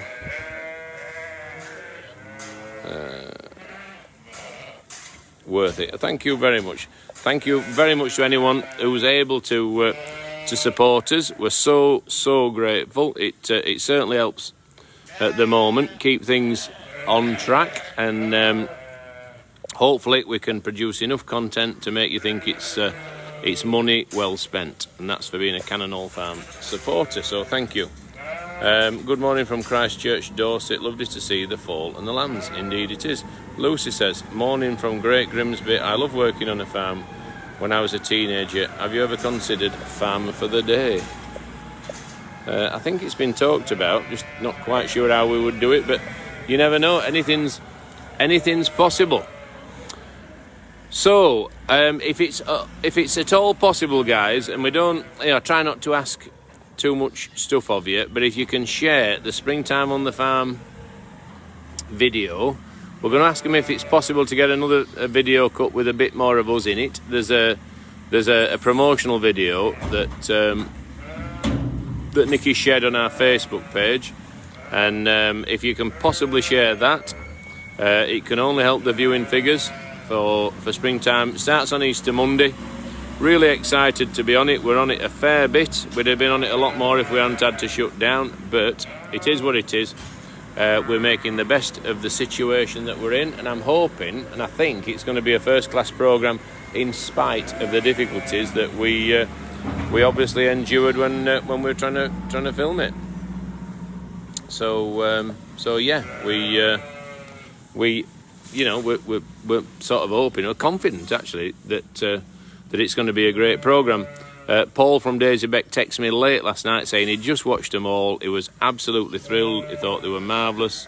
Thought we'd done a great job, and it's sort of his team that's done a great job. The guys that we've been working with. That we get to know them really well. There's Kim, who's been amazing. There's Leisha, we've known forever. There's Tom and Lee and Richard and all of them, really. They're lovely to be around. They're just thoroughly nice folk. So it's our pleasure, above all, to be involved in it. So yeah, anyone who can give that a share, it will definitely help the viewing figures. The power of Facebook and social media in general is incredible. So if we can all get sharing that, we will definitely do a lot better as a result of it. So yes, share away if you possibly can, please. Anyone who's able to have become a supporter, we are so grateful for that. It's helping keep things on the straight and narrow at the moment. It's obviously a difficult time. We're very much hoping that with Dale's help, and we've got a sheep lamb in here, with Dale's help, we can provide enough content to offer value for money. Above all else, we want to offer a service that you think is great value. So that's what we're looking to do. It's what we're hoping to do. We'll be producing extra content. There'll be extra live videos that are for supporters. And yeah, I'm really looking forward to getting to know everyone a lot better. It's a lot more. I'm more capable of answering individual questions on a smaller forum, because obviously I do my best when they're flying in like this, but I can only really see and follow a small amount, really. Catherine says, have you any Cadbury's cream eggs left in the shop yet? Do not worry, we have loads. Bearing in mind we were going to have an Easter event that would have attracted tens of thousands of people. We have a lot of eggs. Do not make a special journey. Pick some up on your weekly trip if indeed you want some. Don't think you have to come and queue at 6 in the morning to get some cream eggs. We've got stacks. So if you're calling for your sundries and food for the week, by all means pick a box of cream eggs up. But don't clog the roads up and don't make unnecessary trips as a result. Andrea says, cannot wait to watch it. Love being part of the audience in previous years. It's so disappointing that we can't have the audience again. Dale, do you mind just having a quick glance at this Jacob? Yeah. And it might be one that you want to grab your camera for. Have you got your camera? No, but I've got my phone. All right. It's the one that's scanned for quads. I'm pretty sure it is, anyway. She's down and pushing. I just don't know at what stage she's at. And I'm pretty sure, guys, this one is scanned for quads. So obviously, we want to. We're hoping that we can get them all delivered. She's in top nick. Has she actually started? Yeah. Right. What's in that pen, Dale? That is a 2. Yeah, I wonder if... Have we another empty pen anywhere? Ah, there is. Can you pop that one in there? And then we've got a pen ready for her if we need it. We've got 3 nice Jacobs there from the other day. So she's... Dale's just going to move those so that it's really... We're just getting ready for when we need the next pen. It's possible that we need a lamp, because when there's 4, they quite often do. Those 3 then could probably move into the pen that Dale's just emptying. She's following nice. There's a big and a little in there, isn't there? That's quite unusual, really, that. You see, I might be wrong. Has she got 2 marks on the side? Oh, no. I'm wrong. It's a triplet. I've said it's a false alarm, Dale. What? No, it's not a false alarm. She's a triplet, not the quad. She's definitely lambing. Yeah. But I've spied the one that's the quad. And I think that one's a triplet. But a triplet's not to be sniffed at. I think if you were carrying 3 lambs around inside you, you'd think you'd done quite well, wouldn't you? So Dale's taking that one off with him into an empty pen up there. As soon as I finish talking to you guys, we'll be getting all these loose lambs in here, out in the fields. It's another perfect day for turning lambs out. Then I'll number a load more up, let a load more loose in there. And so the, it's just an ever, what do you call it when something just carries on and on? It's just going to carry on and on. Don't over elaborate. So it's just something that goes on and on. Yeah, it's just like the turning of a clock. We fill the pens, we empty the pens, we fill the fields, we fill the pens again, we fill the pen, and so on and so forth.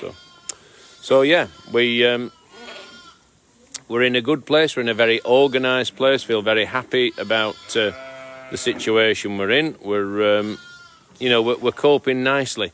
We've been in here before when we've had snow blowing in horizontally from that direction. The beast from the east. We're bedding up 3 times a day just to try and keep the floor dry. You know, we've got the very best of weather now. We've got the very best of conditions. There's no excuse for not making a really good job of these sheep and lambs, and indeed that's I think pretty much what we are doing. There's Holly's ewe, looking nice and chilled, looking nice and relaxed, having a really good day. She'll hopefully be up on her feet again in next to no time. We've got a Jacob ewe that's in the process of giving birth. She's come back to her favoured spot. Look, can you see? Oh, there's one coming out. Well, it's all right at the moment, Dale. I'll scream if I think it needs attention. The head's out, and this is how most of them are delivered. You know, she's pushing now. She's contracting, and it's normally the fall that breaks the bag. At the moment, the cord is probably still attached. If she turns around again, we'll see it. But if she doesn't push it out in the next minute or 2, then I will get Dale just to go in and make sure that things are all right. But generally, they're okay. But she's.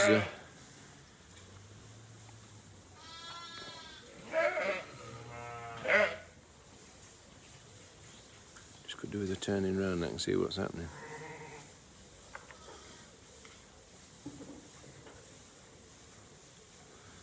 Dale, go on, just have a look.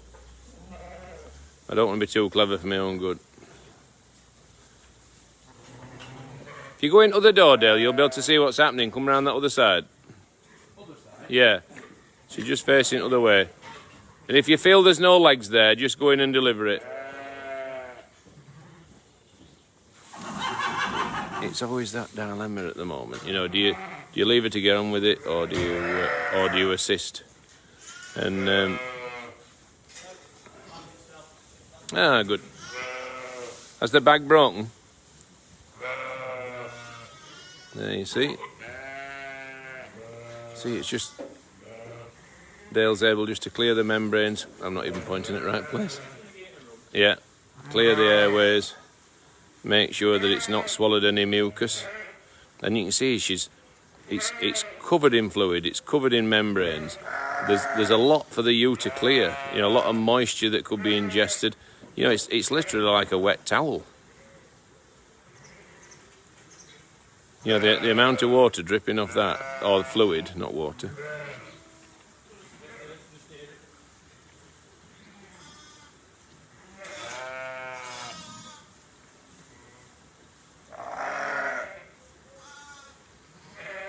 Look at that, how much water's coming off, how much fluid is coming off that. It's shaking its head now. It's lifting its head up. Mum's wondering where it is. As soon as Dale's happy that it's going all right, he'll step away, she'll step back to it and start licking it, hopefully.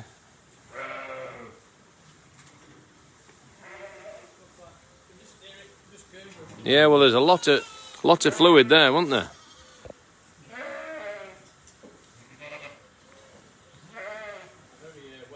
Yeah, I've never seen a wetter lamb.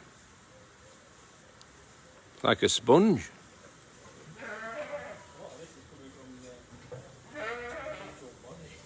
Yeah, yeah. So what Dale's going to do now, he's going to set the gates up to enable her to go in the pen. And hopefully now we can entice her into the pen, lick the lamb, and carry on delivering the rest of them. She delivered that herself. We were on the side of nervous there, but so Dale's just sort of setting a trap. Is sounds a bit sinister, but really he's setting the gates so that hopefully when he walks her around, the mum, she'll walk into position, lick that lamb, he'll be able to fasten her in, and then she'll be able to have her lambs very close to the place that she wants to have them.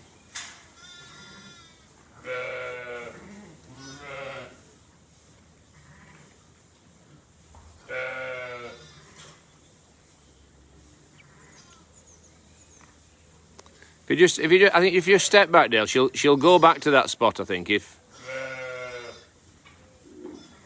There we go.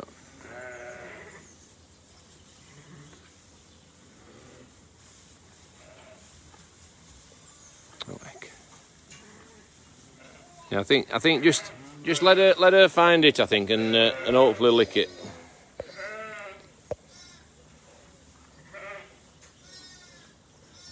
See, she's calling to it and she's replying now. It's just a case of that Erdwick shifting out the way, and she'll find her way across, I'm pretty sure. Here she comes. There, look, she's already talking to it. Connection's made. I think if we just give it a minute licking it now, it'll be a lot easier to pen her up because she'll be less suspicious. She'll become besotted with the lamb.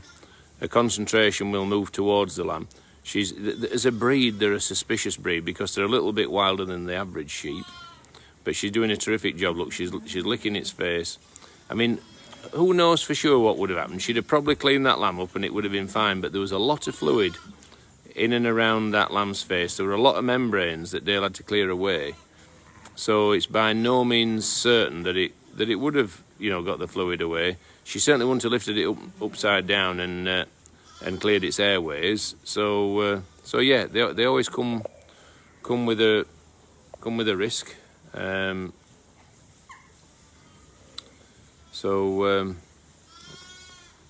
think that one there is the one that's having quads. So she's coming for a look. She probably isn't so far away herself. You move in when you think you can, Dale, now.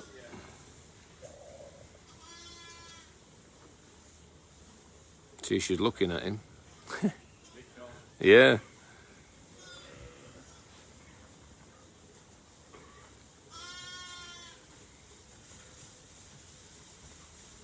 Yeah, we've got it. We've got it. If that was one man and his dog, it would be a 10 for the pen. Has that got 2 green marks on its side, Dale? No, it's that one that's quads. You see there, under air feeder. She's got 2 green marks. She's the quads. Yeah, so we're watching her. We'd like to catch her in the act, if we possibly can. It would make a nice video if Dale can capture that one. So this one, we believe, is having triplets. She's been scanned for triplets. She's had the first. Dale's penned her up. She's licking it. We're in a good place. We will await the arrival of the next 2. So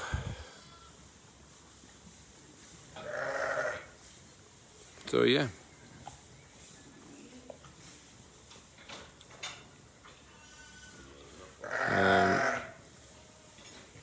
Lauren says a lot of viewers were asking to donate, so they set up the adoption of animals instead. Yeah, we don't feel it. You know, we want, if people want to give us something, that is wonderful, but we want to give something back in return.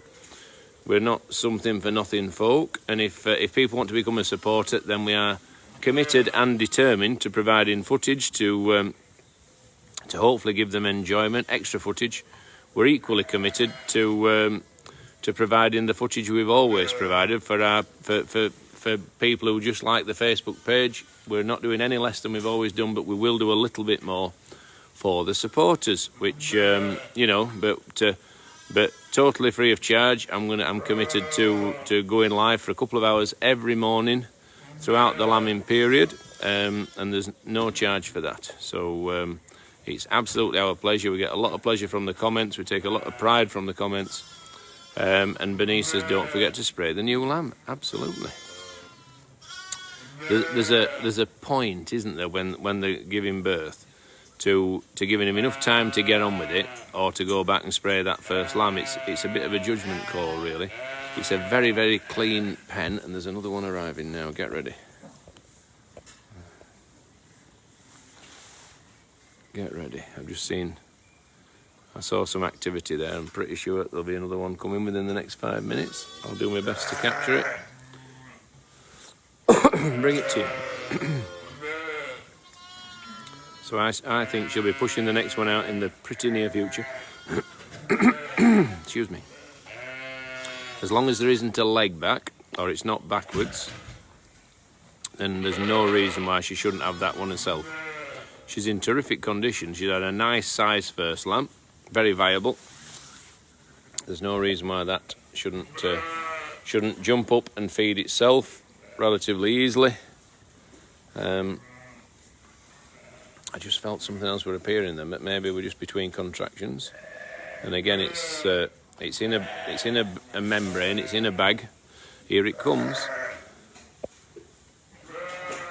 Are we ready? Are you ready, Dale? Might need bag breaking.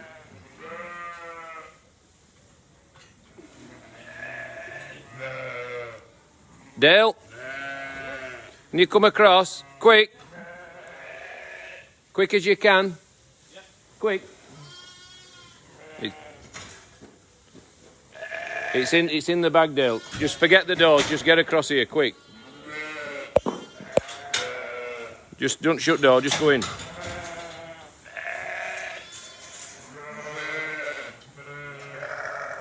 You'll have to strip it upside down. Oh, brilliant. Well done. I was just a bit worried there, because it was. I've never seen one come out in a bigger pool of flipping fluid. Well done. You were right at the other side at Roundhouse then. I knew I couldn't jump off top here, so I knew it was my only hope.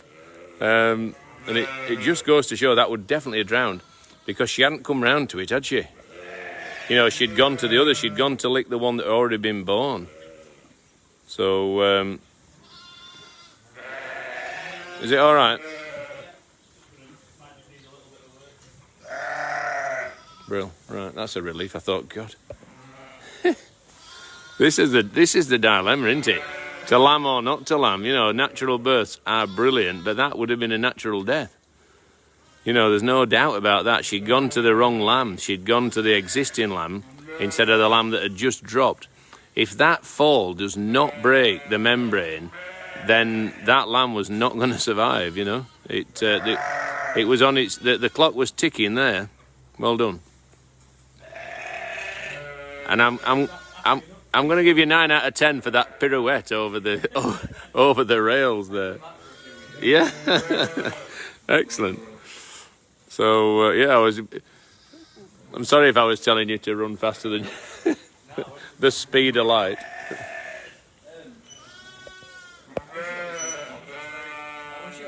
Well, you're not sure of anything, are you? That was a nervous moment. Dale was right across here. He was right at the other side of the roundhouse. It was 40 metres away and had 2 gates to open, sheep to get past. He ran across here, underneath. Holly had been better shouting you. You were nearer. Holly's feeding her troublesome lambs. These are all the ones that take a little bit more messing with, but she's doing a fantastic job. Right, I could see it coming, I thought, yeah. Right, so 2 out of 2 so far. Don't go far away. Awake. No, well, she didn't mess about there, did she?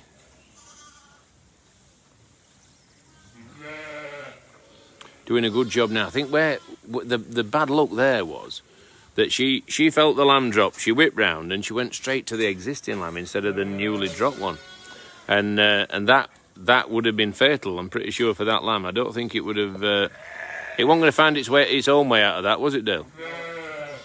Yeah, yeah. It was properly trapped. So yeah, that's a big relief. So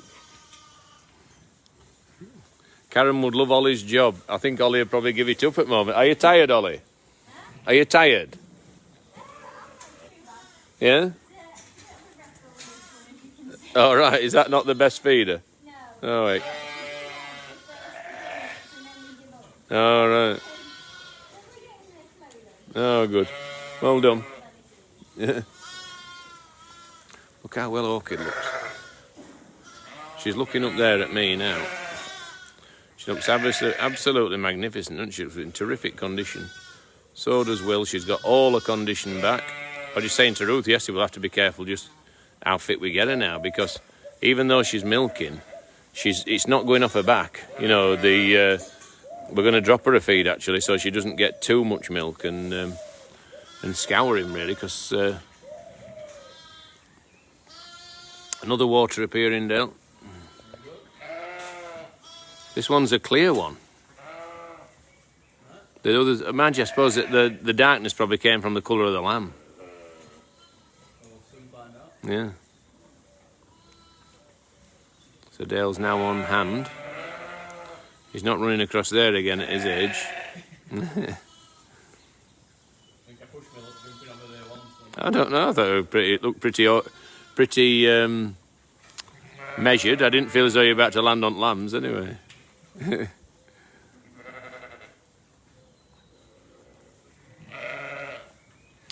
So all is quiet with David, isn't it? He seems to have disappeared.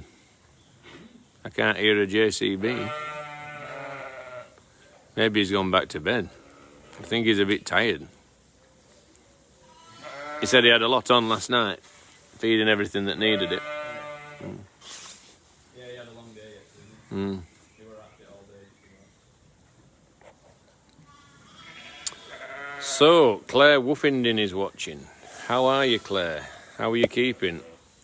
We're missing you. Although I'm sure you're coming to the farm shop. Leslie says, beautiful orchid. Sue says, I would love to feed the lambs. My maternal side's showing now, lol. Kelly says, he's gone for breakfast. I've had mine, so I can't have a second breakfast, can I? No, I can't really. You can only have one breakfast, can't you? If you have another, it's just for the sake of it. I'll just have to look forward to lunch. Teresa said, he's hiding from you, lol. Cheryl says, absolutely amazing. Norma says, having breakfast. The smart money is on David, hunkered down, having breakfast somewhere. Good morning. Margaret says, good morning to Janet 12. As a child, I used to feed lambs on my granddad's farm. That was many years ago, but I still remember it well. How lovely. Stephanie says he's gone for his breakfast, yeah. Maisie says, do you both live on the farm? David and I live on the farm. Absolutely. And Carl and Sally Reeves say, Dashing Dale, the hero. Wow. Toby says, where's Dave gone? We're going to have to have an hashtag, where is Dave? Should we start one off? Yeah. Nikki, can you start hashtag, where is Dave?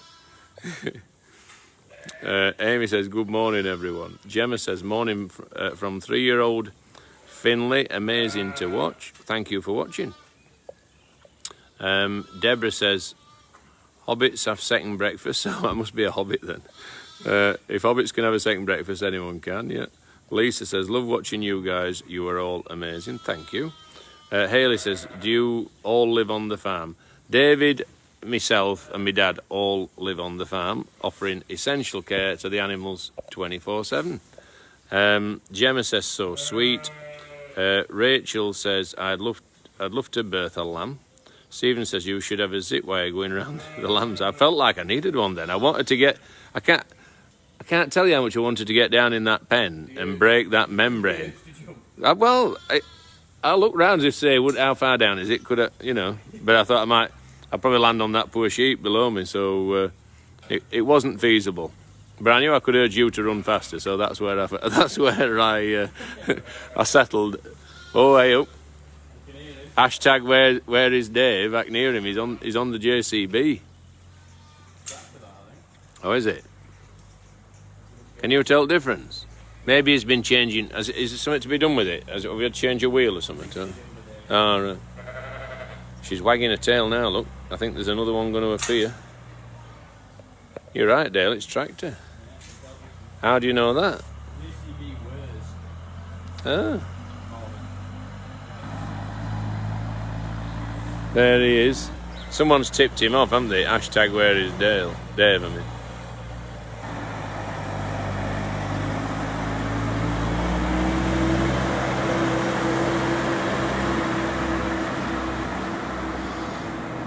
There he is. He's off to the fields. She's just having a think, isn't she, now? I don't think she's going to be long as the last one appears. Look at that. Tell me if it's happening, Dale. I've got a dove nesting up here on top of that light. Can you see the twigs sticking out? There, it's sat on top of that light. I can see him now. Or her, I should say. Can you see her head? That's the dove's head there. You see the twigs? And it's nesting. You taking selfies? No, there's a dove sat on that top of that light. It's nesting up there. Let me find it again. There. It's the dove of love. Dale's just saved a lamb even better than you could have done. Really? You got it live? Yeah. Nice one. He dived. Is it quads? No, it's triplets. He dived over the gate, yeah. And it had been like, it felt like half an hour, but it had been about 20 seconds. Landed in the bag. Properly in the bag. It's terrible then. Cord had gone, and I'm thinking, oh my goodness me. And it's moving around. I just knew it was serious. I'm saying, Dale, get here. And I'm saying, leave the gates. Just run. And so, yeah, he did an athletic dive over the... Well, it is quite sporty. Yeah. I think... Is it taekwondo? No, he's a grandmaster in jiu-jitsu. You still do it? Well, you can't do it at the moment, can you? Is that what you do, jiu-jitsu? Brazilian, yeah. Yeah. And do you actually incorporate those moves on the dance floor? On the dance floor? Yeah. When COVID's over and everything, why don't you and David have a wrestle? Well, I suggested it. I'll do it. Right, let's do it then, and I'll be referee. Yeah. I'm going to do a few moves from back in the day.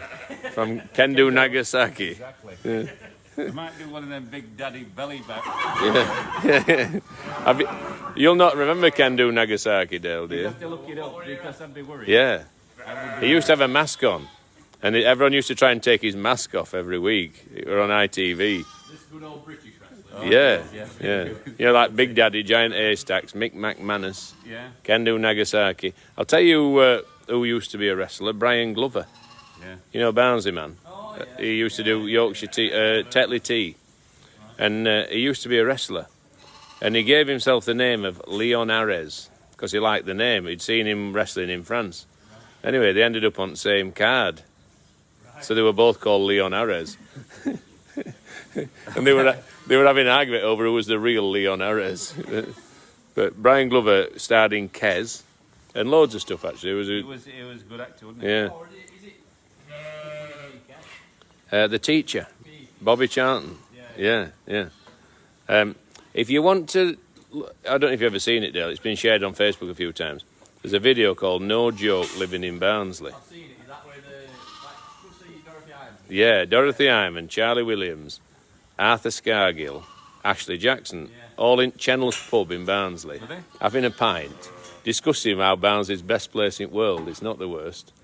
And Dorothy Iman saying she's sick of having to run up a pit stack just to show people, you know, that's what they always ask her to do when they come to film in Barnsley, yeah. But this is 40-odd years ago. Yeah, I mean, They- she won't be running up a pit stack now, would They, she? they take a carriage ride around Cannon Hall Park. Well, all of them. No, Brian Glover does in horse and cart. And how it looked then to how it looks now, it would make you weep. I know, Rob, but I walk round it Yeah. and see the changes. And Yeah, it looks absolutely fantastic on there. So everyone, it's on YouTube. Google it. No joke. Living in Barnsley, Brian Glover. It's worth a watch, even if you're not from that. Yeah, it is. And he talks about his dad having a boxing gym down Cemetery Road, Yeah, right. opposite the cemetery. And his dad used to be a boxing trainer. He looked like a boxer, didn't he? Yeah. Well, I suppose you were a wrestler And he- into that kind of thing. He wasn't goes round Barnsley Market. It's probably mid-70s, 1970s. And Barnsley Market then had just been rebuilt, you know, that Cheapside thing and all that. And it's all like new, so it's a bit like it is now. You know, they're rebuilding the market now, aren't they? So it's, and it's obviously 20, through goodness me, it's 45 years ago, isn't it? So, gosh.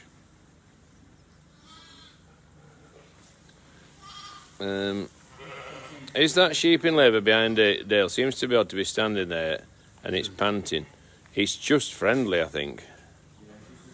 It's a former racing sheep and they're just friendly. They never forget it. There's warbles. Yeah, there's warbles. They're just incredibly friendly. So I don't think she's actually in labour, but this one definitely is.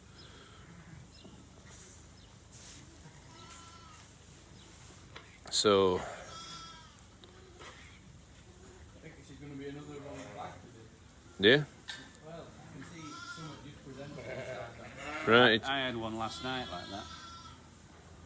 Can't tell if it's a foot or what. Nicola says it's our 31st anniversary today. Love, Nicky's and Dean. Wonderful. Happy anniversary. It was early 70s, Robert, says Christine. Tanya wants David to do a wee dance for him. For her. No, there's no music. I ain't doing it.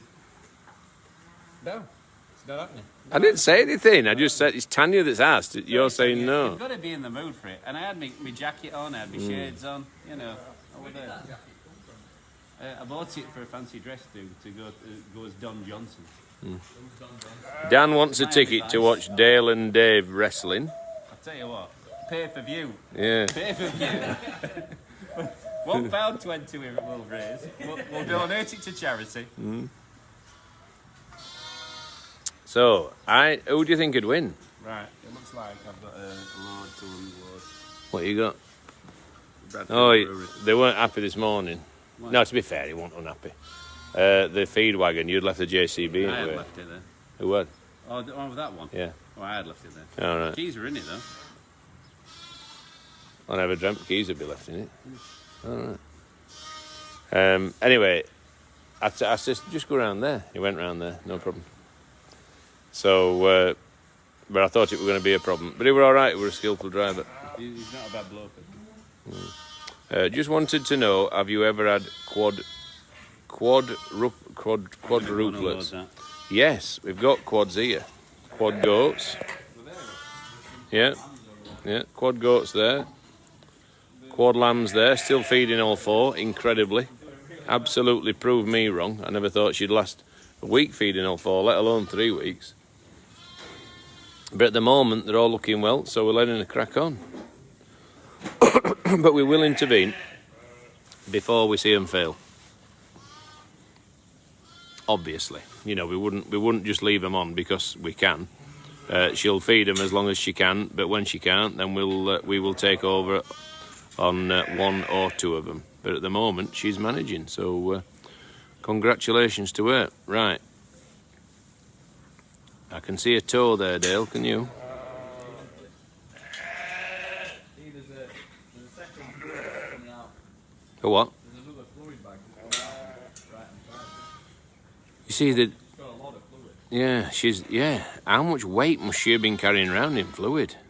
Kilos and kilos.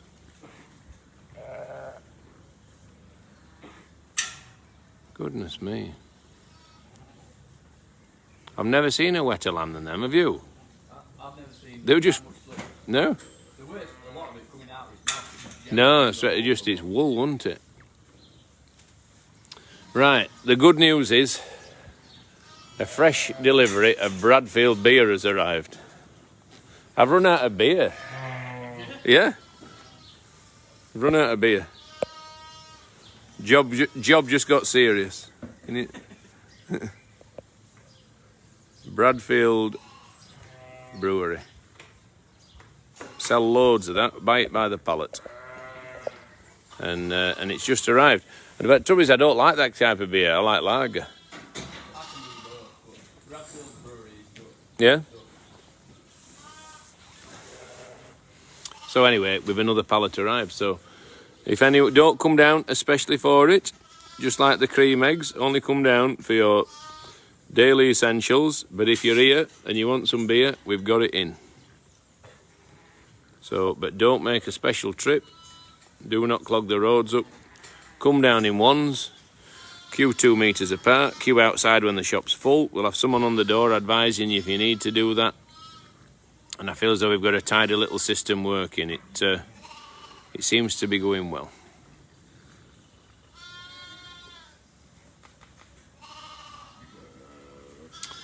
Come on, Mrs. Sheep. Got work. I might be onto my 3-hour limit soon. What time is it? 40 minutes past, 20 to 10. All right, so they shut down. So I've been going 2 hours now. What, they shut you down after 3 hours is max. There's only me who get anywhere near 3 hours, isn't there? No heck. They put that 3-hour limit on thinking no one's going to get in. Yeah. But I suppose they didn't know who'd be waiting long. No, exactly. I don't feel as though I can leave before the 3rd is born. See, she's just starting to try on a bit now. Can you imagine it's not going to be too much longer, I don't think. Providing it's properly presented, then she'll have it. The only reason she won't have it herself is if it was backwards or if there was a leg back. I think I can see a leg in the nose. Can you? I think it's one.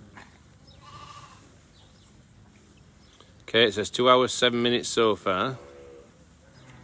Sarah came to the farm shop yesterday, service with a smile, that's good to hear. She's still keeping an eye on Dale. Lauren says hello, Tom. Angela says she's taking her time, indeed she is.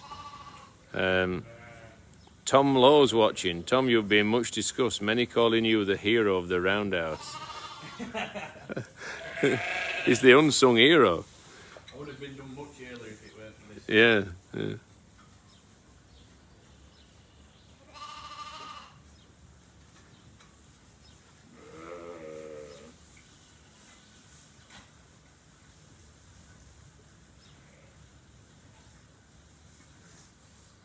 Come on, lass. Just wondering if I have a 2 hour attention on it. Yeah, do that, Dale. I'll just shout you again. Just make sure you're back within 3 seconds if I shout. I'm just leaving this door. Yeah, do that. That's it. Dan says, we need a poll starter to vote for David in a banana suit for the dairy farmer, Robert. Yeah. There's a limit to what I can persuade him to do. He's normally up for a laugh, but there are limits, and the banana suit might be just that limit.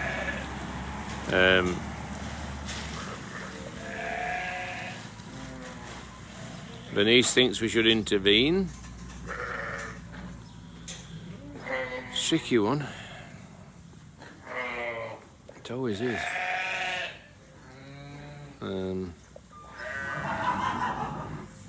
Unsung hero Holly for bottle feeding her lambs. Absolutely. That would be a fair call. I think whoever said this one's lambing might not be a million miles wrong. Oh, now she's sitting down.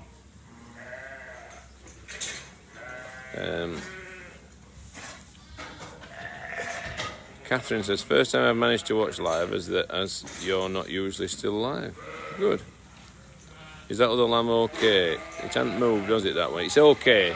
It probably just needs kick-starting. That one's trying to feed now.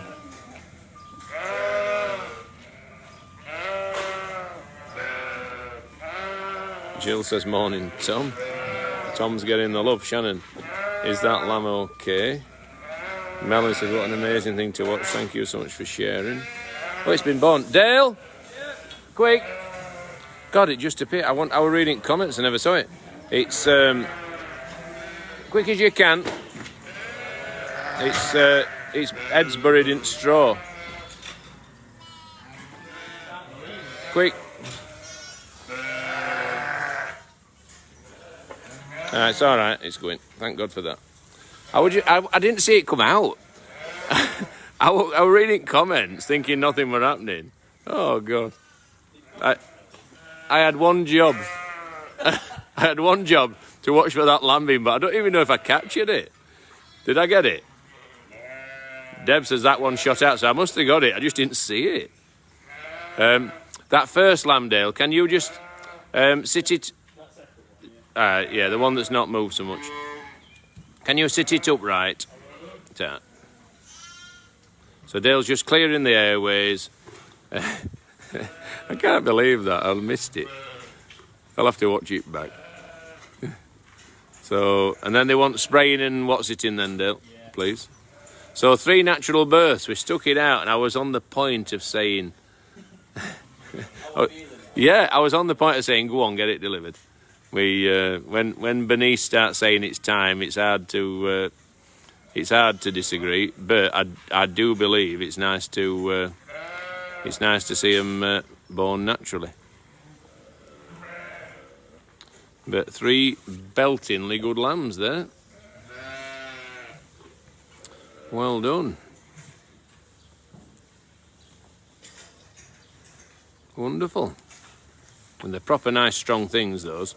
They'll you see that one that had been stuck on its side is now up. All it needed was just that helping hand to set it off in the right direction. And it got that from Dale. So now she can concentrate all her efforts on cleaning those lambs, getting them stood up, getting that colostrum. The colostrum is the most important thing for them. It is their next step on the road to a successful upbringing. You know, they need the immunity, they need the nutrition, they need all the vitamins and minerals and everything that first milk will bring to them. Yeah, it came out like a grease weasel, says Amanda. And I never even saw it. Everyone saw it but me. Oh, heck. 3 delivered on her own. Well done, Mum, says Lauren. It's just the membrane when they land. That's the danger period. You know, it's that will they break the membrane? Dale's just giving them a shot of Spectam and some iodine to make sure that the cords are covered. And that's a first-class job from a first-class ewe, and we're very, very pleased with that. think that last lamb is part whippet. Obviously just got the right propulsion. Dale Usain Bolt deserves the golden crown. Ah, yeah. Let's have a go at that. Good shout, Rob. See if I can do it.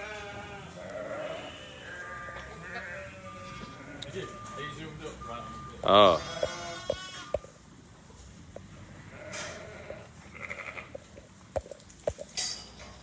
Right. Are you going to be able to get it off? Are you ready? See if I can get the crown on. Are you listening? Oh. Damn.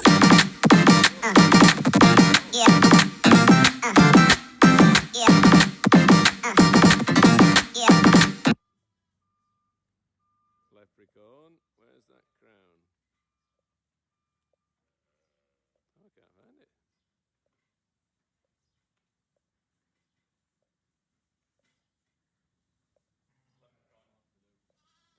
I need the crown.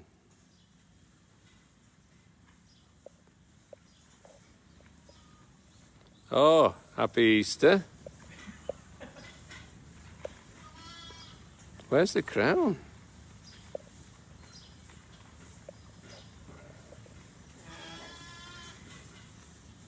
Oh, find a face, Dale. Look at me.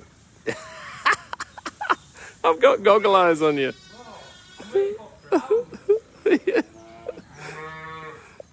Oh, God. That is so good. Where's the crown gone?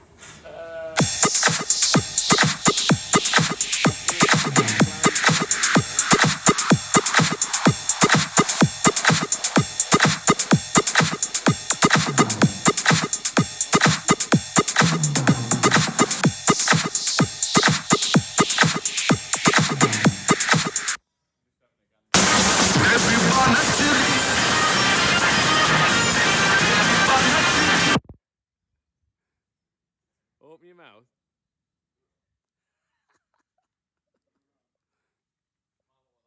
That was just stuff coming out of your mouth. I'll put you some lips on, purple lips on now. God, this is good. I still can't find a crown.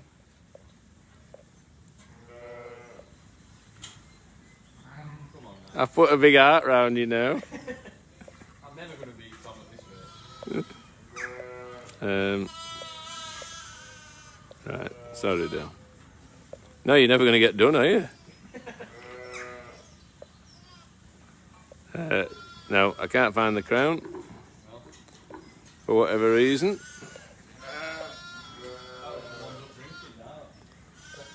I can't get rid of this now.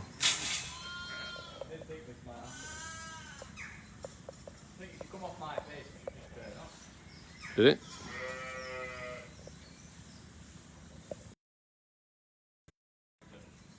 Oh, I've lost everything.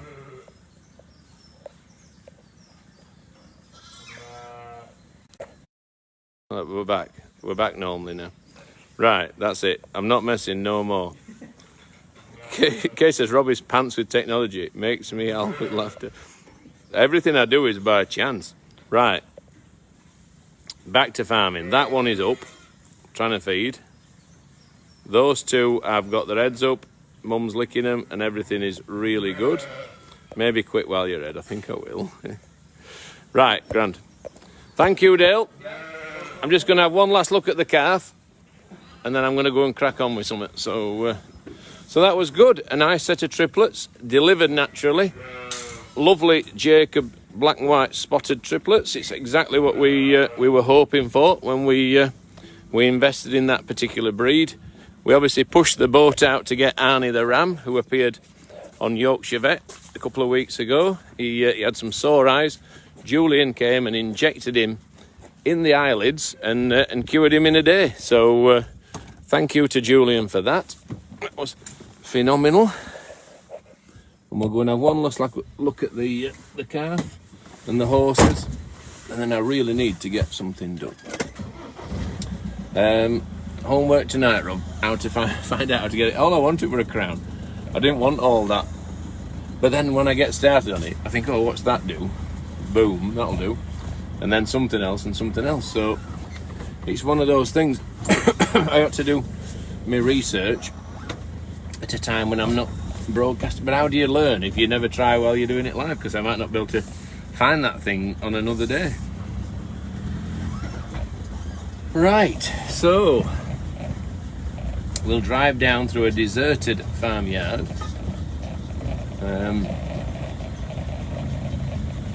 Which just seems such a shame, but we all understand the reasons why. We're all prepared to stick it out until the time is right not to, and the playgrounds will remain empty until it's appropriate to fill them with the sound of joyful children again, which is obviously what everyone wants, but we don't want it before it's the right time to do. We're massively optimistic that the curve might be slowing down, that we might be flattening it off, and we've got to be optimistic, but equally we've got to be realistic, listen to the advice of the Chief Medical Officer, which we obviously will, and adhere to any advice given to us. So but let's just hope that things are improving, that we will see an end to what's going on. And squirrel just ran out in front of me, and that things will be back to normal, hopefully before too long.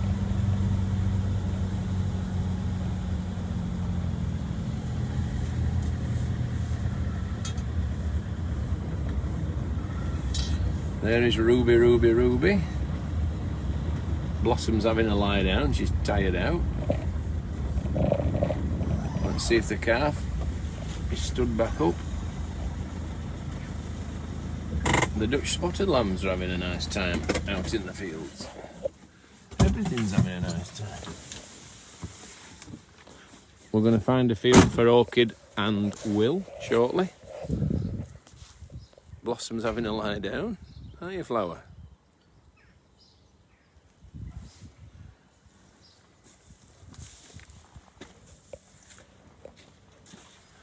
And our new star of the show is a ruby red heifer calf, delivered again naturally, no intervention from us needed, which is wonderful.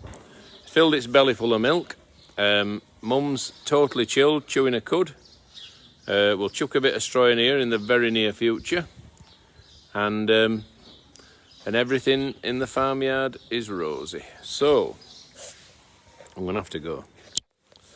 So from Cannon Hall Farm, I'm going to say cheerio. I'm going to say have a wonderful day. What is it? Wednesday? Is it Thursday? I don't know what day it is, to be honest. But one day is very much like another. Have the very best of days, whatever you're doing. We will try and do the same. We're going to crack on and get some more sheep outside. We're going to make sure that everything is looked after. Lauren says, is Jeremy the dad? 100% the dad. We'll be back at you again 7:30 in the morning, hopefully with another load of good stuff that's happened, and we'll keep you posted in between times. So from Farmer Robert, live at Cannon Hall Farm after a marathon 2-hour odd session, I'm going to say have a brilliant day and see you soon, guys. See you later. Bye-bye. Cheerio.